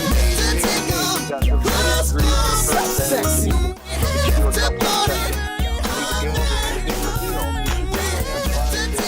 Actual filming project that you have full on crew filming. The rest could be running and gunning with like one camera guy, an audio guy, and just capturing like the process and then time lapses and GoPros. So GoPro or a drone over the top and just have it overlooking everything and call it a day. I mean, you can totally do it. They're spending like about $500,000 an episode to create it now. You could do it for $200,000 an episode. That's yeah. You could do a GoPro and a drone and have some really good behind the scenes footage and. That would be nice. That'd be a very different aspect of what he does. And then that way, even if he wants to go and build or, repair something on the water, the GoPros are right there. Do you ever get tired of the production people? Or? Well, it's funny because, I love the people I work with daily, like the whole crew. I mean, we became like a family, and it's like it's so weird when they go away and then you're not with them every day anymore. But in terms of, like, the way, they run things, that's a different story. But in terms of, like, the people on the ground daily, Like they're all awesome people, man. The camera guy, producer, all those guys, audio guys. I mean, just super cool people. And, That's awesome. I miss them, so I hope we get a chance to work together again. Yeah. Because we're like a big family. Because I don't know, man. I couldn't do that camera thing all day long. You know what I mean? Like in my face. Oh, like it's that. brutal. Yeah. It'd be hard not to drop F-bombs at like some point during the day when I'm working. Stub your toe, drop a rock on your finger. You're going to hear a lot of beeps. I'm sorry. That stupid pipe. Oh, my God. Yeah, you know? yeah. Like, it wouldn't sound authentic if you were like, that gosh darn rock just smashed my finger. Like, It'd be like a whole bleeps throughout the whole yeah, segment. like, sorry, man. We got to take a time out here, sir. Well, Lucas, thank you so much, my friend. You can always come on the show whenever you want to, and just call up, and we'll have you on. Check in, man. Check in. But definitely, we should get together and just sort of have like a, meet and greet, do a show, and just sort of get loose and just have fun with it. Sounds good, man. We'll do it. I'll talk to the guys. We'll figure out when we might be able to do that. It'd be cool to meet you guys in person, hang out. So that's awesome. I'd love to come see the new showroom downtown there too. That's man. We could go live on our phones and we can just do start broadcasting. Or we can just go hang out. Or just hang out. That's yeah. what, man. Yeah. Just hang out. Maybe we don't want to be on film. Well, thank you. That sounds good, man. I'll let you know when we get that thing finished up and get on it. That's awesome, man. Appreciate it. Pleasure to talk to you, man. All right. Thank you so much, Lucas. You can always go to lucaslagoons.com. Am I right? All of his YouTube, Twitter, Facebooks, all that. LucasLagoons.com, man. And we're also on all the social media stuff. So, Facebook, check it out. It's Instagram. all that. It's all that. Lucas Lagoon. He's on DIY. The guy's a celebrity, a star, and he's right here locally. Lucas Lagoons. Lucas, thank you so much, my friend, and I appreciate you coming on our show. We are very honored to have you on. Thanks, man. Everything Thank good? you guys, man. It's been a good time. Everything's fantastic here. That's man. I like it, dude. I'm totally digging y'all's new whole like studio setup, man. That looks really comfy. Like. Yeah, we love the studio. It's amazing how it doesn't take that much. It took a little bit of money, but not that much, and you can podcast and do whatever the fuck you want. Yeah, that's man. It really like there's so much like tech now that you can really like a laptop and a dream basically. That's how we do the bar show. 2 web cameras and a microphone basically for the bar. But you got to have some kind of talent, man. You can't just be, any asshole with a laptop and a microphone can like get out there now. Like you got to weed through like. Trust me, we're weeding. We need a bigger weed whacker. Yeah, to weed through all the crap. I got that badass square line on my weed whacker that really cuts through some shit. Like man, so like, how is everybody? Trace is good. Like, yeah, we're all good. Trace is doing great. Trace is good. He's just not here. This is Donna. Hi, Donna. Okay.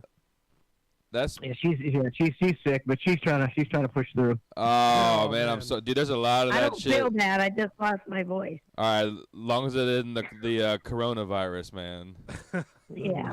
I feel, man, like there's been so many funny like Corona memes now, man. Like Corona has to be like mad about the fact that like there's a virus now. Like, there is no bad publicity, man. Everybody's talking about Corona and posting memes. I bet Corona sales are through the roof. True. With a mask on it. Yeah. So you can tell everybody who we're talking to. Yeah. What's the name of your show? Bald Bull and Mark the Bartender again? It's Bull and the Bartender Show. And we do Bull and Bartender. Bull, yes. Yep. Bull and the Bartender Show. We do it every Tuesday night at around 8:00, and just get on here and just talk about just normal everyday life. Stories on YouTube. Yes. Yep. Right on YouTube. YouTube.com. Yeah. The Bull and Bartender Show on YouTube. Yep. Yeah, I was. Who they are. If you guys all remember Bald Bull from the other show. Oh yeah. And then who's Mark the Bartender? Mark the Bartender. He's a connoisseur of infused bartender concoctions. Yes. We'll say that. Yes, I have some. I actually have some new lemon shandy drops for your beers that I need to get y'all a bottles for your bar show because you drop a couple of these things in your beer and it makes it magnificent. Sounds good. I mean, when you used to bring was it apple pie moonshine, wasn't it? Yeah. That stuff's lethal. Yeah. I mean, we had some epic shows on that. I mean, gored it out of our minds. It was the best. Yeah, that stuff really, man. Like everybody's got a story from it, I think, and like I have some multiple ruined story. I ruined my sisters off the moonshine. Yeah, both like, of them, like systematically. If you give people that stuff that think they can drink or think they can partake, But I give even with a warning, like a polite warning, like even though like this is gonna ruin your day if you have too much of this. No, you can't. I mean, you can just have like an inch or so because it will ruin your day. But it tastes good, and you don't know what it's gonna do to it. Does it? That's why you give a warning. But sometimes you gotta let people like learn the hard way because they don't want to listen. So you got 3 guys in there, Mark? How you doing? This is Jazz. Yeah, Mike. This is a good friend of mine, Jazz. Man, he's from he's from up north a little bit, but he's from he went to USF, but he gives us the Cincinnati side of things too. What's up, Jazz? We're here on Clusterfuck, talking to the Bull and Bartender Show on YouTube every Tuesday night. Don and I, we're going to hang out after we talk to you at about 9. We're going to watch the State of the Union and rip on that. Man, there you go. That'd be awesome, just to hear. So I know you guys watched the whole Super Bowl thing, man. Like and like all the ads and stuff. Like I was surprised to get a pro Donald Trump ad in the Super Bowl, off the bat. Like, are you talking about what the black people? Yeah. Because you knew what he was doing. Work, Dude, yeah. It was the reform. Like, you just had that one black lady saying she loved Donald Trump. He was like sold. Like, he got him. Yeah. That was probably the funniest commercial out of all Super Bowl commercials to me because it gave me a good laugh. I said, this guy already? Say to him, I only got 2 beers in. I'm already getting a good chuckle. No, I mean, I'm sure there's. I mean, you can see all over Facebook the people who like Trump just ate it up, going, "This is the only channel in the nation you would hear this commercial on." It's because the Super Bowl's on Fox, man. It's all Fox. They were so happy off that. Like, see, what I tell you. That was what it was like. I told you. CBS, Black people love ABC, Trump too. NBC, they would have all taken that money and played the commercial. Oh yeah, for sure. You know. Who are you rooting for? Dave the Slave. The quality is horrible. We know that. Sorry, buddy. Yeah. Jay Walker Flock is on here too. What's up, buddy? What was that? I said you need to get a little better phone deal. Well, it's again, this is sort of rigged up because we're sort of a low budget show, and I had to put together some more rubber bands and some more power tape and screws and stuff like that to get this phone system working. I thought you knew how to do all that stuff. Well, get them. Get them, Donna. It's just, get them, Donna. It's taking the technology to get it there. So, and sort of an economic prowess too. Yeah, I mean, we were in the same boat. It took us several months to get to where we could sound like a professional studio. Yeah. It's one thing to have like the good mics and like the cables and like your tech stuff set up, but like your whole phone system thing is that's a whole different ball game. Yeah, but I mean, we're just we just got the regular mics and the webcams, and then just use the what app are we calling on? Was this like a Google phone deal? Yeah. We just use the Google phone deal. The sounds pretty. They say I think it's. How does it sound on your end with us? Sounds great. Yeah, you guys are probably way better than us. But I mean, it's trying to get all this stuff working, and because setting it up at the bar, then tearing it down, then setting it back up and tearing it down. So I've got to figure out what works and what doesn't work, and then go on from there. Yeah, when you have to tear it down, that sucks. Yeah. We just leave everything up. Always. We don't tear anything down. We leave the bar show up. Why do you have to tear it down? Well, Mark?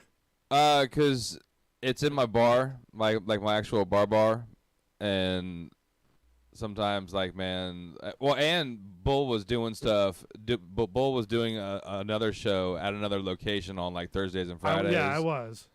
So I mean, Oh, if so you had to take the stuff with you? yeah, I mean, if he wants to leave it here, like this is the only show that like we're doing, and I mean that's cool. I don't care. Well, like, the other problem is too that I work on stuff on the off time as well. So yeah, and I need the testing to go well. You know what I mean? So Is this at are you saying, Mark, that it's at your bar, like business bar or your home bar? my big home bar. Like okay, and Bull wants to come over and play on his computers at like 2 a.m, and like I'm getting up at 5 to go fishing and stuff, and that's just not happening. Like, no, I just figure if I just pack it all up and just take it back to, work on it some more, I can get things done without having to, have to, borrow him to get in here and get the cords that I need and stuff like that. So I'm just Do you still do anything at USF? No, that was sort of my first gig at USF, Okay. and then when I transferred over to the other radio station, that was my second gig. So now this is a sort of a joint adventure that Mark and I started doing. What is it, about a year ago, 2 years ago, something like that? Yeah, it feels like forever, dude. Yeah, and like, then. This has been a process. It's not the best show in the world, but I mean it's good enough for what we can do with right now. It's not the best show in the world, Bull, but it's good that you're out there showing everybody your crappy phone system. Absolutely. We're saturating people with shitty sound. I think the channel itself is actually growing by numbers. I mean, like I said, it's a slow process, and it's things that we change and things that we incorporate some more stuff and some more little bits and stuff like that, and then try just making things, bigger and bigger as we go. Yep, that's how you got to start. I want to How you come do up it. and invade y'all's bar on a Friday night, and we'll have to. With your shandy drop. that and whatever else we can. Yeah, I'm sure it's gonna be more You're than going to that. try to put everybody in a coma so that they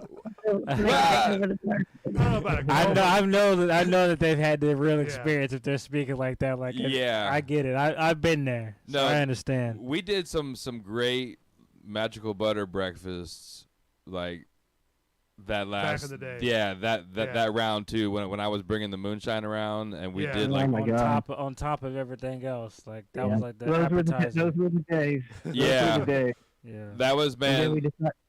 Then we decided to stop having fun. What? I mean, that's yeah. Not you guys. Not me, but everybody decided it wasn't fun to do that kind of stuff anymore. And I was like, all right, well, it sure was great radio. Yeah, it I like was great radio. It was hilarious, and man, I mean, some of the quality of the food. Dude, we were eating biscuits and gravy and eggs and bacon and butter and apple butter, and everything was magical. And then we'd go home at 11:30 a.m. and pass out for 8 hours. oh, dude, that was what. How do you, man? Like, you get a quality nap in between, like the Friday morning show and the bar show, like. I do Friday morning. I do net after daybreak or dark, whatever it's gonna be called. I love that shit, man. And I'm gonna fag out. I'm sorry to interrupt you, but I'm gonna fag out on that because I love that. That shit gets me through like my Friday work. Like, Well, yeah, I mean, I do it till 10:30 or 11, and then I go right in and lay down for 2 hours, and then I'm pretty good. But I got to, I mean, after drinking and doing all that at 6, 7 o'clock in the morning, it's like, where's me to fuck out? I am fucking spent. Like, man. Yeah. All right. Well, let's do this again when you got a little better phone deal. We're gonna work. Yeah, we're gonna work on it, and I'm gonna get a hold of y'all on your Facebook Messenger thing about maybe, man, because I do a lot of motorcycle riding up in y'all's neck of the woods during the week. So. All right. We got one question from the chat for you guys. Yeah. Okay. So before we leave, let's get this question from Austin D86. He said, "Question for all you: who do you think's worse, Todd or Calta?" Oh. I'm still going Calta, man. Who do you think is worse? Who's worse? Just personality or worse air? Like worst, just all around. All around. I'm still going Calta, man. Yeah, Calta. All right, man. All right. Well, hey, thanks for talking to us. Like I said, when you get a little better sound, so that we can promote your show a little better, right. let's do this again. All right, you thanks, guys, man. I appreciate it. Donna, I hope you feel better. Yes, please feel better. Good talking to you guys. And hey, Mark, we'll set something up so you can come by the bar show. Okay? Yeah, man. I'll get a hold of you. Hopefully, man, maybe this weekend. Then we'll set it up for maybe come by next week and just hang out for a little bit.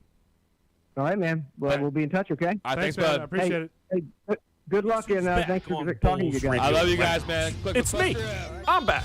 This is Belly, and I'm dusting off the mic to bring you a new and improved Gut Check Live.